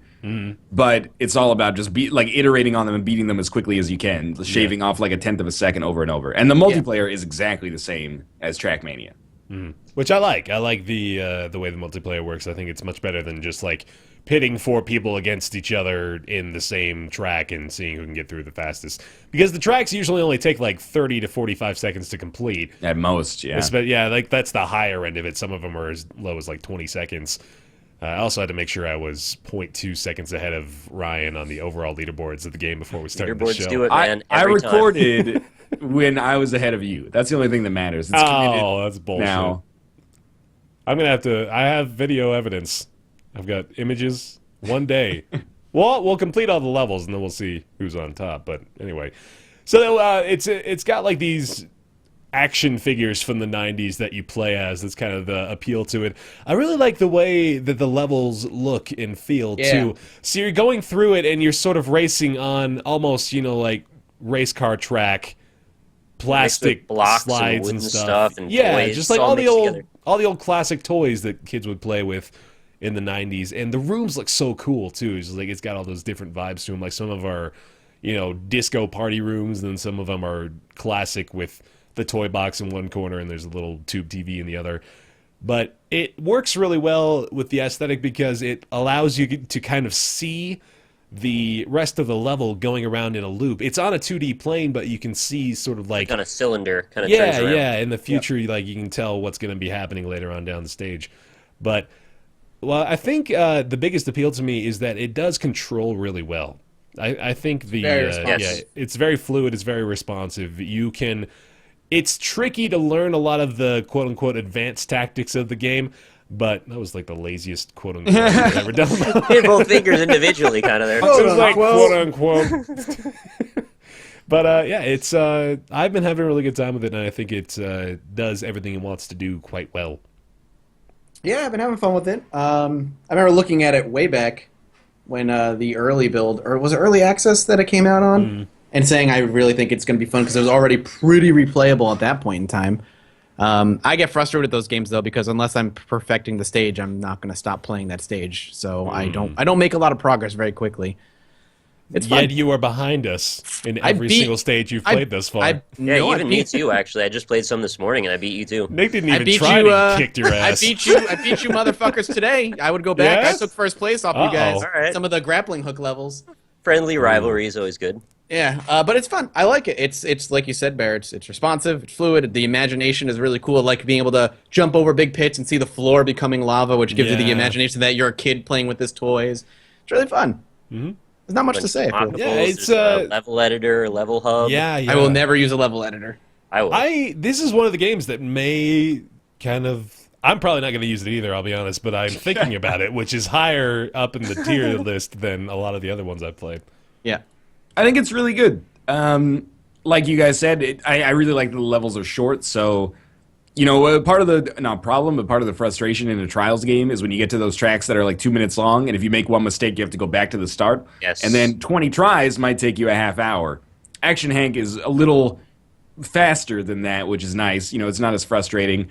I like that it doesn't have any super puzzly levels. Like, there's very few times where you're like, I can't beat this level. It's usually like, I can't figure out how to get up to that high track, which means I can't set a great time. Yeah. But you're never actually like inhibited in your progress. Yep. That being said, I think I'll be a dissenting opinion and say that I don't think the game looks particularly good. Like, for me, at least like the art design and stuff like that and the references to action figures and that kind of culture from the 80s and 90s I think is really cool and inspired, but I think it kind of looks like a PS2 game. That's probably not fair. I wouldn't go that far, but I can see where you're. It looks like from. a Unity game, but I think that's why I think it looks good because I think plastic action figures fit that really plasticky look that a lot of Unity games have. You think they did that on purpose? They were trying to make something like really high def, and they ended up with these blocky characters. Like, fuck it, let's just go with the '90s action figure style. The only dissonance that I feel is going with the fact that we're dealing with action figures and toys, but yet the movement feels super fluid and organic, where, looking at that character, you would think, hey, this will probably feel stiff, and it doesn't. So I'm glad that it doesn't feel stiff, and in fact, I love the controls. They feel fantastic, but maybe it does feel a little bit off given what you're looking at. You think that's anything? Yeah. I don't know. For me, it's not like that dissonance. I just think that the textures don't look that good, which is normally something that I don't get that bunged up about. But I was playing at 1920 by 1080, and I was like, it looks a little blown out. Like, it doesn't look bad necessarily, and it is charming with its direction, but I don't know. I don't think it looks... It didn't register for me. What I'm comparing it to is Trackmania and Trials, because I think those are the closest analogs, or Bit Trip Runner, and I think all those games have like a particular style, and in particular the scope also is larger, except in Bit Trip. But Bit Trip's got its own kind of minimalistic, stylish thing going on, which is cool. But like both Trials and Trackmania have this kind of sprawling focus or scope on each level. Like Trials Fusion, there's all sorts of shit going on in the background, whether you like Trials Fusion or not. The levels are actually really impressive in the way that they look. And Action Hank is kind of like a cut below, I think, there. There's stuff in the backgrounds too, actually. In this. There is, but it's less impressive, and like it's kind of just like, oh, there's a reference to Tony Hawk's Pro Skater. There's the sticker with the Unity logo and stuff like that. Like there's cool references and stuff like that. But Trials has like some crazy shit happening in the background. You know, like an alien invasion going on just sitting behind you. And the other thing is, I think, and I still really like Action Hank, but if you're comparing it to Trials, I think the physics feel floaty, and like I never really have a sense for how much my character weighs. Like when I play Trials, like I can feel the bike. In this, I'm kind of like, I don't know. I don't really feel like what you mean. A dude. It feels like it's very hard to describe, but it's not as satisfying. It's not as weighty as something like, you know, like the bike in Trials, but it's still a good game. With what Nick said too, it's interesting that you're playing with a character like Hank who has a big old belly, and I find it's actually like I tried to switch characters a couple of times, and I can't do nearly as well with the skinnier characters as I can with Hank, which is so bizarre that like I've associated this level of mobility with the fattest character in the game. It's like playing as Rufus in Street Fighter. It was like, he shouldn't be doing this. Yeah. This man does not belong in these positions, but I suppose I'll learn to live with it. It's a great quote. This man does not belong. Yeah, take that out of context a few times. The way the ghost system works is really motivating as well. Oh, yeah. Like, the only complaint I have about the ghost system, I'll explain it very quickly. Basically, on each level, there's thresholds to get a certain caliber of metal: bronze, silver, gold, and rainbow, which is like super tough. But you get a ghost that sets like the baseline time, and if you beat that ghost, you get the medal, basically. So you can see the mistakes that you make relative to what they're doing. You can also race against all your friends' ghosts, and they download in like less than a second. So it's super easy to see like, oh, that's where he's gaining like a half second on me here, and do that. And that's a really like good motivating factor. I just wish they showed them like right at the start, because when you're like super close together, sometimes someone will just get in front of me, but I won't have seen what they've done, and I'm like, yeah. How are you doing that? You have to hold back for like half a second at the beginning so you can stay right behind them to see that what makes it is sense, that they're actually. doing. That's to learn, yeah. Yeah. But they also have the leaderboards that allow you to download the replays of anyone on the leaderboard. So you can watch the number one guy, who is this guy named Quartzy, for pretty much every level. They even have a little message built into the loading screens on the game that says his Quartzy's still in first place. And I saw that, actually. Yes, he is. But yeah, it's cool. They've got a lot of really good leaderboard functionality and all that stuff. They everything that you could expect out of a game like this, they do, and they do well. So with that to its very credit, polished. It's pretty. Yeah. I think Early Access did them well for this one too. I think they learned a lot from the Early Access release of the game, and they put out very polished products. So yeah. We all, Ryan hates it, but we all think it's great. I like it a lot. Good job, I like Ryan. it a lot, but I will say that it's weird because my baseline for this is exclusively like games that are the same price, published with a huge amount of resources behind them. Right, yeah. Like, if your baseline is Trials, I wouldn't say you'd be disappointed, but there are some things where I'm like, Trials does this a little bit better. Trials is a little bit more, refined in this area. It's still really good, but if you're coming from that baseline, and that's not a reason not to get it if you're interested. In fact, if you like the Trials games, I would recommend this more, because it's something like, it's a style of gameplay that you're going to be, automatically kind of able to understand it and enjoy. But I don't think it necessarily beats the Trials games. That's just my piece on that. Yeah, that's fair. Except maybe Trials Fusion. Oh, come on. I love Trials Fusion. It's the worst. Well, it's not the worst one. It's worse than Evolution. Maybe. I want to fight you on that, but okay. $15 released, available now, out of Early Access. Action Hank. We'll have a link down below. At least I will. I'll give them to him too, so yeah, we'll have it. Next on the agenda today is Invisible Ink. It's the new one by Clay. This one was in Early Access as well. Like a year and a half, Yeah, so it's been around for a little while. Finally out, the full release, now available on Steam, currently 10% off. Normal price $20. It's now $18. Came out on May 12th out of Early Access.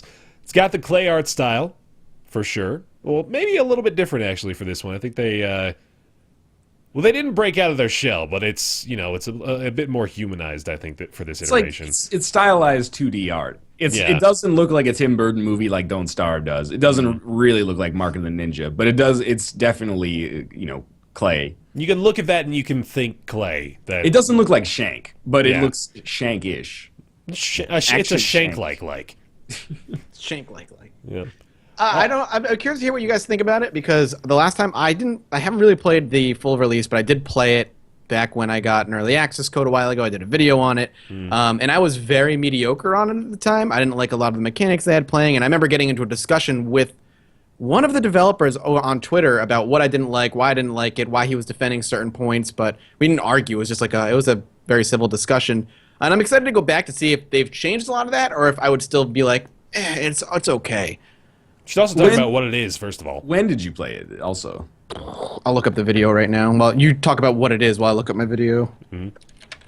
All right, Invisible Ink is it's a stealth-based, squad-based tactics game or strategy game. The easiest way to describe it in terms of stuff that already exists is that it's a little bit more of a stealth focus, well, a lot more of a stealth-focused XCOM. So every mission, instead of your objective being, we're going to kill all the enemies on the other side, usually your objective is like infiltrate a building, steal something, and then get out. So every level you find an objective, you hack it basically, and then you get to a teleporter that allows you to escape. So instead of engaging enemies, which you can do, usually your best course of action is to, engage in kind of subterfuge and stuff like that, like a little like Dishonored-y in a way. But it's isometric and 2D like XCOM. What is interesting to note, I think with anything beyond the easiest difficulty setting is kind of permadeath, isn't it, to a degree? Not really permadeath, but your actions are permanent. It is permadeath to some extent. When a unit gets knocked out in combat, you can resurrect them, which is very difficult, because you only start with 2 agents at the start. You can get more throughout, depending on the missions that you choose. You could break like another agent out of prison in one of the mission types. Or you can actually just drag their body to the teleporter, and then they'll come back with you. But those are both very difficult to do. Sometimes it's just better to leave them behind. But I don't know if I would say that, like, it doesn't have branching paths, really. But it does have permadeath for the agents. All right, when did you play it, Mathis? 8 months ago. Okay. Oh, okay. So that was actually very recently. So that was like when it came out in beta, which was around like August and I remember 2014. it's been a while, so I'm a little bit fuzzy on some of the mechanics, but I remember not liking the alarm system very much. I remember it being a little bit too punishing for some of the things I was doing. And I'm not sure, like, does the alarm system still there? Can you actually re-explain the alarm system, how it works now, and see if that's... The alarm system is basically a central conceit of the game. So, like, that is not gone anywhere. Basically, the alarm system works on kind of like a radial gauge. Level thing, Yeah. And it starts at level 1, well, level 0, and then every turn that you do, the alarm ticks up by 1. And when it reaches the end, it goes up to the next level. So on alarm level 0, there's no punishment. On alarm level 1, it's kind of like, go faster because there's going to be punishment soon. Then 10 turns in, you get to alarm system 2, and like more enemy cameras activate. That's what I hated about it. Yeah, I remember the alarm system went up with whether or not you made mistakes or not. It would just go up, right? Yeah, because the way that they frame that, and it's something that they've done a really good job with the actual release versus the beta releases, finally they have like a narrative wrapping for why any of this stuff is going on, why you only have 72 hours to do what you need to do, et cetera, et cetera. Is that like they've encountered, or they detected that there's been like an anomaly in their system, and they're like getting more suspicious as time goes on. Okay. So yeah, that still exists, and that is an interesting part of the gameplay, because you have to balance like a secondary objective in like every mission is, do you want to hack all the stuff that you can to get like as much money as possible to outfit your agents after you leave the mission, or like you might get company secrets that give you more missions in the future. But the longer you spend doing your due diligence there, the more the alarms go up and the harder it's going to be for you to get out. So you have to balance this like, speed versus kind of like scope of the mission. I remember that was, now that we're talking about it, I remember that was like kind of the crux of my complaint of the alarm system. Was it wasn't necessarily that I hated the alarm system. I didn't like that the alarm system happened if you were playing perfectly. I feel like a lot of the kind of the concept behind the game is being stealthy, is this, being secretive thing. And if I'm playing through a level very intelligently, not being seen or whatever, I felt like the alarm system shouldn't necessarily be going up. But if a guard saw me, instead of giving me a tick of an alarm, bump it up a level immediately. But don't punish me for playing strategically and slow paced, I guess, quote unquote, because it's a stealth game that's based around strategy. So if I'm playing quietly and not being seen, I felt like the game was like bad. You shouldn't be doing smack my mic. Bad. You shouldn't be doing. Smacks you right in the microphone. You shouldn't be playing slow and stealthy. You should be trying to make quick decisions and stuff. Maybe make the alarm system go up a tick if you decide to hack something. Maybe make that go up a bar instead of being every turn. You better hurry up. You're going too slow. That bothered me, and I remember that being You're a huge too slow. I don't want to fall back notice. on the Apotheon thing, because with Apotheon we were like, it would be better if it had this kind of combat, and the developer was like, well, that would be a different kind of game. But I do find myself kind of wanting to be like, I think there's a case to be made that a game like that could be good. That like when you get seen, there's no continuous consequences, but when you make a mistake, there's a huge consequence. Right. Like it goes up one level. I could see that. And I loaded up Steam here because I want to start Invisible Ink to see if maybe that's a custom option. Because there's like XCOM Enemy Unknown, there's a lot of custom campaigns, like modifiers and stuff you can turn on. So I'll check on that. Yeah, that was the thing I was talking to the dev over Twitter a lot about. Now that you've jogged my memory, that was like my biggest gripe. And he was like, well, this is the reason we're doing it. And I was like, yeah, but here's why I don't think it's a good idea. And then it wasn't an argument. It wasn't like the an argument problem. In a way, I kind of feel like, and this, I don't mean this to sound dismissive to you, but I think it's kind of like an intellectual, like immersion-breaking thing. Yeah, I think, like, as a game, the mechanics work really well from my perspective, at least. Mm-hmm. But I agree that it sort of doesn't make intuitive sense that if you don't do anything wrong, people notice you still. But they don't, I mean, you can still work around it and be like totally ghosty. And the conceit that they give for it is that you basically teleport into their building. So like they saw some kind of like energy anomaly, but it's all arbitrary either way. Yeah, that's like they could say like they didn't detect an energy anomaly, or they could say whatever. Okay, I'm gonna see. I'm on here. Alarm when guards KO. Alarm multiplier. So you can turn the multiplier on the alarm up, but I don't think you can actually change. You can make your problem worse, Mathis, if that's what you're interested in. Yes! You can make the alarm easier. Oh, no, you know what? There is an auto-increment alarm. You could turn it off. Turning this off will still allow the alarm to increase, but it will only move when it is triggered by some event, such as a guard being killed or an agent being discovered by a camera. Hey, there you go. Pretty much exactly what you asked for, but you'd probably have to fuck with the other multipliers or modifiers. I would want to be punished harder for fucking up, as opposed to be incrementally punished for not doing anything. It's like you get seen by a guard, you knock a guard out, bam, immediate level up or whatever, as opposed to be like incremental. But I'm glad they actually put that in there. That's cool. That allows you to play how I want. That's probably how I will end up playing. That allows you to play how Mathis wants, which is what we all want, surely. Right, exactly. I'm trying to think of other turn-based stealth games that we could compare this to. I'm drawing a blank in that genre. I haven't played it, but is there something like Stealthy and Shadowrun? I always got the vibe from it that Shadowrun is... it's got... I wouldn't even really RPG. put them in the same ballpark, honestly. Like, I think there are... I recall playing a couple of kind of stealthy parts of Shadowrun, but it wasn't, like this is a game based around stealthily moving around and not being spotted sort of deal. But Shadowrun definitely has a... What was that? The old Syndicate, maybe? Didn't play that. Assassin's Creed Syndicate? Yeah. Right. That's the old Syndicate. Yeah, the old Syndicate. No, not the new one now. It's the reboot now. What was Syndicate? It was like an old corporate espionage game that got a pretty big following over the years, and eventually that's when they rebooted it into a gritty first-person shooter, of course. Yeah, okay. I think Syndicate has been listed as an inspiration for Invisible Ink, but I haven't played it myself, so... That's where I saw the parallel. Hey, this is something cool that I didn't know, actually. All Mark of the Ninja owners get a 20% discount on... look at that. That's cool. So I really like Invisible Ink, and I played probably I won't, come up with a guess. I'll just look here when my Steam library actually loads. But I played probably 5 or 6 hours of it in its beta version last August, and I really liked it then, but it was missing, the things that tied it together to make it a game that was good, basically. It was a sandbox for mechanics, which was cool. But now that those mechanics are kind of overlaid with the narrative and there's more of a progression system in the campaign, I really, really like it. And I'm intending on playing like the campaign multiple times through, because it is the thing it has over or different from something like XCOM Enemy Unknown is that the campaign is seriously only maybe 4 hours long, 5 hours long. Right. So in a way, it's almost like, you know, what Isaac does to a traditional RPG, that expedited kind of progression through it, and it cuts all the fat basically and is just all about that meat.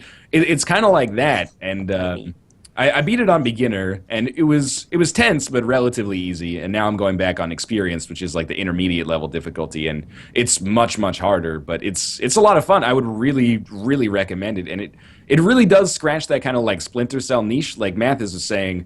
It sucks that the game kind of rushes you. But in a way, I don't feel like in the gameplay that manifests itself as being like, I'm going to run out in front of this guard, or I'm just like going to run up and tase him instead of taking the time to sneak around. Usually what ends up happening is you make the decisions with trade-offs for, do I want to stay and hack all this stuff to get a ton of credits to make my next mission easier, or do I just want to get to the exit because if I stay too long, like the danger's going to come. Like it's going to mount too much. Danger zone. Exactly. So, I don't know. I really like it on default settings, but I agree with Mathis. It's cool that they have the ability to modify the gameplay like that. And it scratches that Splinter Cell itch when you, like, make a plan and you actually execute it without being seen and you get out. It's like, it's really satisfying. You're like, I outsmarted the enemies. I'm rambling here, but also I like that it's like Mark of the Ninja, where it's a stealth game, but none of the mechanics are obfuscated. It's really clear. Like when you look at a camera, you see on the tiles on the ground where the camera can see. So in something like XCOM, you're like, okay, I'm going to take, and I love XCOM, but you know, you're like, I'm going to take a unit and run it out into the open and hope that this alien over here won't be within their field of vision. Invisible Ink doesn't work like that. You really can look at it and make a plan and be like, okay, the camera will see here, but there's blind spots around it, so I can sneak like blind spot to blind spot and get around. And then this guard takes a patrol pattern through here, so when he walks by, I'll move to this blind spot, and then I can actually sneak out without him knowing that I'm there. It's cool. It's like Mark of the Ninja in that it's very easy to see how elements will interact with one another, and then make a plan that works on that. I'm pretty damn impressed just overall. I just started thinking about this. Clay's track record, they've got a pretty eclectic range of games that they put out now. They've got Mark of the Ninja, the 2D side-scrolling ninja stealth action game. They've got Shank, which is obviously crazy in and of itself. They've got Don't Starve, which is totally different from either of those two. And then they've now got Invisible Ink, which, as I just mentioned, is a genre that I don't think is really occupied by many other games at all. And they're doing really well with all of them. So that's quite impressive for just a single developer. But Invisible Ink is... I like it as well. I haven't played nearly as much, but I'm looking forward actually to playing a lot more. I think it's going to be a really good time. What's also cool about Invisible Ink is that you have your choice of missions at all times, and there's like 4 or 5 different kinds of missions based on the companies that you're kind of like stealing from. So there's like a security company and like an administrative company and then like a prison company.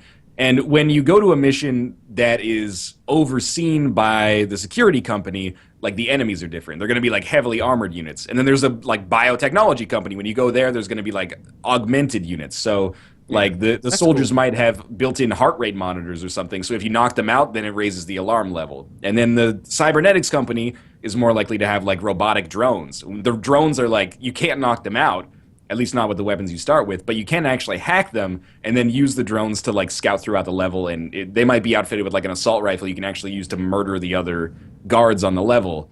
So it's got kind of like a Deus Ex, like original Deus Ex thing where you can kind of like hack into these security systems and use them against your enemies, which is really cool.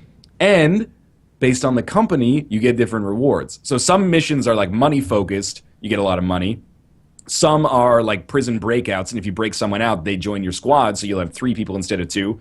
Some of them are like, for like the biotechnology company, you might find like a special augment that you can install on one of your agents that maybe allows them to move like twice as much or something like that. So it's really like in the campaign, part of the strategy is mission selection. It's not just like doing the mission, but selecting properly for like what you need, as opposed to just like, this, I have to do an alien abduction right now. I have to do, a UFO crash mission right now.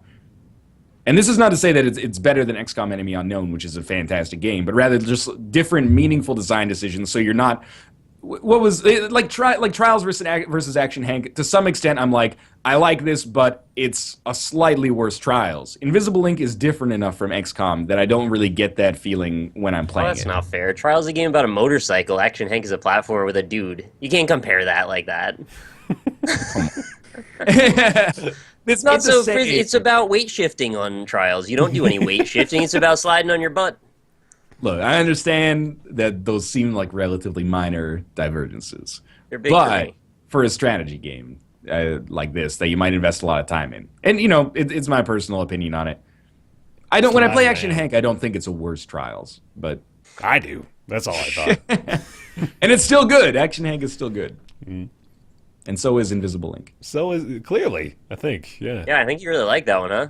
I like it a lot. I think it's one of those games like Titan Souls where I'm like, this is a game that is not only fun but like really well designed, and it's easy to see like the design in the game. Right. Word. Invisible Ink, $20, available on Steam today. Right now, you can buy it with money. Yay! Hooray! Speaking of money, you trade them. You can give us some money. Patreon.com/roundtable. We're going to thank those supporters in a minute because I haven't forgotten. Before we do that, it's time for Nick's Weird Games. Oh, I did think you forgot, actually. Brought to you by the sultry sounds of the Wombo Combo video. Happy feed. Happy feed. Wombo Combo. There you go. Nick's Weird Games theme song. I'd like to... Garfunkel and Oates? Oh, yeah, we can go for that. The fuck is Garfunkel and Oates? Simon and Garfunkel, maybe? Simon and Garfunkel and Oates? Wait, what is Garfunkel and Oates? I don't know. Actually? I don't know why I said that, to be honest with you. I don't know. I went with it, but then it clicked. Wait, no, that's... Yeah, Simon and Garfunkel, let's hear it. No, they're YouTubers. Go it because I just had my wisdom teeth taken out. I don't want to... Oh, man. Disappointed. I'm sorry. Garfunkel and Oates is like a... Can you maybe brand of... give us a substitute? No. You can give us a substitute. I don't know about... It's time for Nick's Weird Games. He's got some games to play. He brought them to his desk for us. A glorious day today. I really like it, but it was like a lute player. Creepy That's 1930s Simon and radio. Garfunkel kind Brought of. to you by bit. Witcher 3. On I got like a medieval bard vibe from that. Yeah, Okay, me too. I can. Not there's anything wrong with that. It was still impressive. I have to give the people what they want if you're not going to give them to. Sure. I appreciate it, honestly. All right, what do you got? Well, I'm curious if any of you guys have ever heard or seen this one. This is called Savage Skies. No, I haven't. This is a science-based dragon MMO. What? No. with realistic. It's kind of like a dog-fighting game with dragons for the PS2. Is that an M rating? I see Panzer on Dragoon? That is an M That's a rating. mature rating for blood and Savage gore and Skies. violence. By BAM. Published by BAM By Entertainment. BAM and Rock Interactive, or iRock? I can't tell. You would pick them. Do you? BAM Entertainment is a dormant video game publisher that published such titles as Carmen Sandiego: The Secret of the Stolen Drums. Man, They're that's a dormant, good so they're lineup. not extinct. They're just napping. They'll be back one day with Savage Skies 2. All right, So- what's Savage Skies then? The back says, do you have what it takes to control an 80-foot dragon without becoming lunch? The skies darken with shadows from the wings of fantastic creatures locked in midair, claw-to-claw combat. Whoa! And the valleys fill with the sounds of warfare and strife as mythical beasts clash in armed conflict. 3 factions compete for dominance in this strange land. The noble warriors of Vertwin. Yeah, the mutated hive mind of the Chrysalis and the undead armies of Pariah. Fuck, Each dude, that's a trade lot of threats. and rule the kingdom. So there's 24 fantastical creatures from myth and legend. There's more than 60 weapons for riders and mounts alike, over 25 battle campaigns, and you can discover the secrets of Savage Skies to unlock secret missions, hidden creatures, powerful weapons, and all new gameplay modes. Does this not make you want to play it? I kind of am interested. I've got 2 things right off the bat. One, Yeah. If you're an 80-foot dragon, I don't think becoming lunch is a concern. 2, they've got like the hive mind Hold of the up. Chrysalis. What do you mean with that The dragon lunch? The trainer mix? becomes the lunch. Oh, you're a trainer. You're not a dragon. You ride the dragon like you always do. You thought I thought the you were. dragon. I thought you were the dragon. Sorry, No, that's Panzer Dragoon Orta. Right. Point, No, you right. ride the dragon in Panzer Dragoon Orta as well, Bear. Oh. Also, you got Zerg in there, and you got undead and humans. So Yeah. we got like Warcraft and Starcraft just coming together for Maybe this it's a little crazy off. on the rail shooter. That's not on rails. It's actually, you can kind of wander where you want. It's got big open sections of Shit. gameplay. There's like zeppelins, and there's like, I don't know, storming some gates, blowing shit up. It's got a really great heavy metal soundtrack, which I really hope you guys can hear. And also, one of the worst introductions that I've ever seen. I definitely play- recommend that you Google It's called Savage Skies? Yeah. On YouTube. Go find the intro, because it's hilarious. At And surprisingly, an no earlier Let's stage- Plays. At an earlier stage in its development, Savage Skies had been set for release as Ozzy's Black Skies, complete with an endorsement from Black Sabbath frontman Ozzy Osbourne. Nice. In the original concept, each of the 3 games' playable factions would have been led by a different Ozzy character. Oh, no. The We should have game was done also Kiss to versus Slash feature versus Ozzy. music from Osbourne, including Crazy Train and Paranoid. However, in late 2001, the tie-in was dropped for reasons including its high financial cost and misconceptions about the game that made it difficult to secure a publisher. BAM Entertainment said, "Hold up. This Skies game is pretty sweet, but we don't want to associate with the Prince of Darkness, Ozzy Osbourne. If you want to publish under the BAM Entertainment label, publisher of such high-octane titles as Carmen Sandiego, The Search for the Stolen Drums, we've got to maintain a certain standard of purity and legitimacy." Hey, they've got 4 Dexter's Lab games under the belt, I'll have you know. They've got a reputable lineup here. I'm watching the opening to this game. You got to hear the Wow. sound. The voices are so hilarious. This is fucking I guess I'm going to have to throw this on at the end of the podcast video here. You gotta give me another some fucking. task. That's like I a think- pig dragon. What is happening? What they wanted- Oh, X versus Sever? The GBA release of 2001 published by BAM Entertainment? Dude, that was a great movie. Yeah. Lucy Just Liu, 10 minutes? Antonio Banderas. Oh, there's the gameplay. 8 minutes in. I think what they wanted was to position it as Twisted Metal with Dragons in the multiplayer, which I think is this actually fucked an up, okay man. idea. They also made Reign of Fire the video game. Oh, no. Don't just recycle the same hardware from Savage Skies. Oh man, this guy's riding like a giant bird. He's not even riding a dragon. Yeah, there's a lot of different mythical creatures, like I said. I think 24, in fact, and unlockables. And there's a well- lock-on mechanic. Even better. At the risk of being content ID matched by BAM Entertainment in their dormant state, I don't think I'll throw the actual trailer in the video here of the podcast, but I'll give you guys a Griffins. link. There's demons. Give you guys the link down below. This is wild. This is a wild game. Who wouldn't want to play Savage Skies? like BAM Savage Skies. Entertainment published the A Sound of Thunder game based on the movie, based on like the Ray Bradbury The GBA one, short right? story. Yeah, they're like. I played almost that. It's not bad. GBA. Nick. Yeah. There's no Let's Play of this game. Somebody needs to get on this. All right, I could be the one. There you Good, go. man. The game's criticism focused on the password-based save system and Nice. praise on the single cart multiplayer. The single card Single multiplayer. cart on a disc. How did that- Kotaku said, "Yo, I don't like this password-based save system, but the single cart multiplayer is pretty impressive." Thanks, Kotaku. Gave it a yes, conditionally. That is Nick's Weird Games, and this is the Roundtable Podcast, episode 8? I don't know, man. I don't. After either like the 7 or first 8. 5, yeah, you start to Oh, I lose think it's track. episode 7. Is it? I think so. Let's look at iTunes. You can Episode subscribe 4. to us on iTunes. Also, give us a review and a rating. The reviews don't mean much, but the ratings certainly do help, so we appreciate any of those. Also, 7. this is episode No, 7? this All is right. definitely 8, man. I got 7 here. Oh, yeah, you're Oh, totally shit. lying. I'm lying. I'm looking at the Way wrong. to be a Dumbo.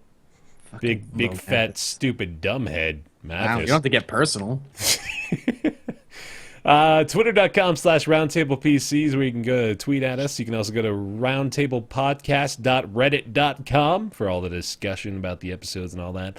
Patreon.com/roundtable. We want to thank the patrons for this episode at the $5 tier and above. Even if you can just give us $1 a month, that is incredibly generous and helpful, and we thank you very much for it. Patrons this episode include Max Pillin, Garrett Stewart, new member at the $75 tier, who I have to give some sultry tones of the Wombo combo video to upon his request. Christopher Flagg, Casey, EP Diablo, Sweetheart, Kevin Walker. That's cute.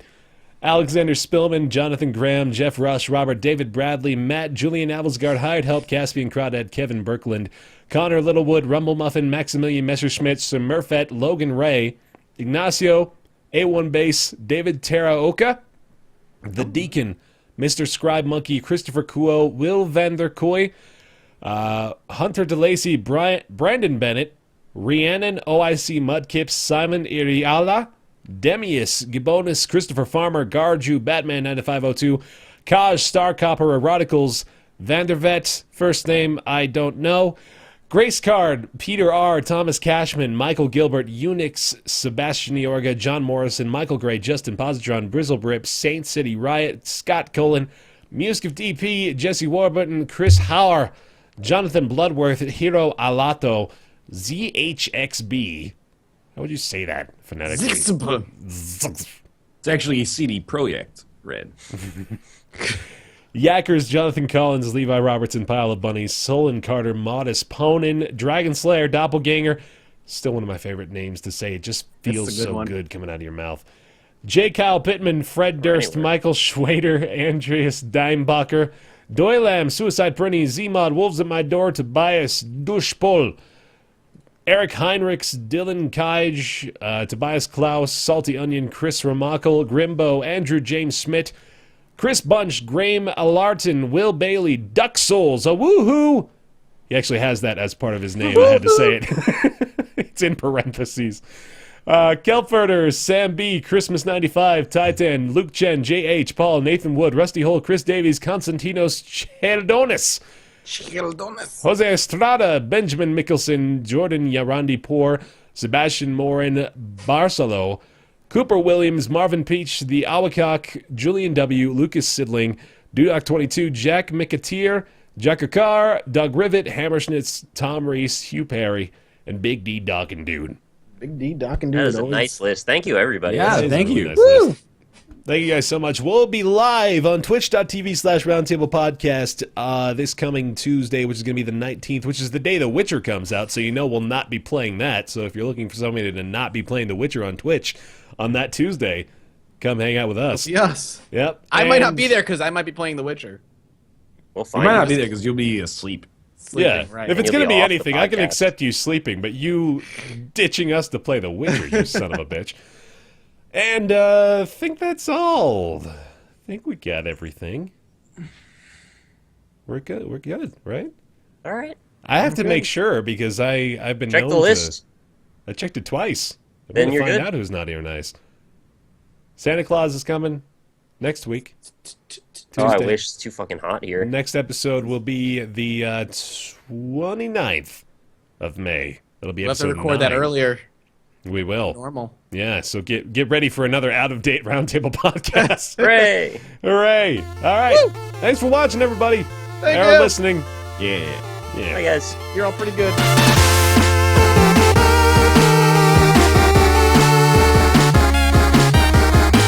This podcast is entirely supported by you, the listener. To consider supporting us as well as seeing the ways in which you can become a part of the show, visit patreon.com/roundtable.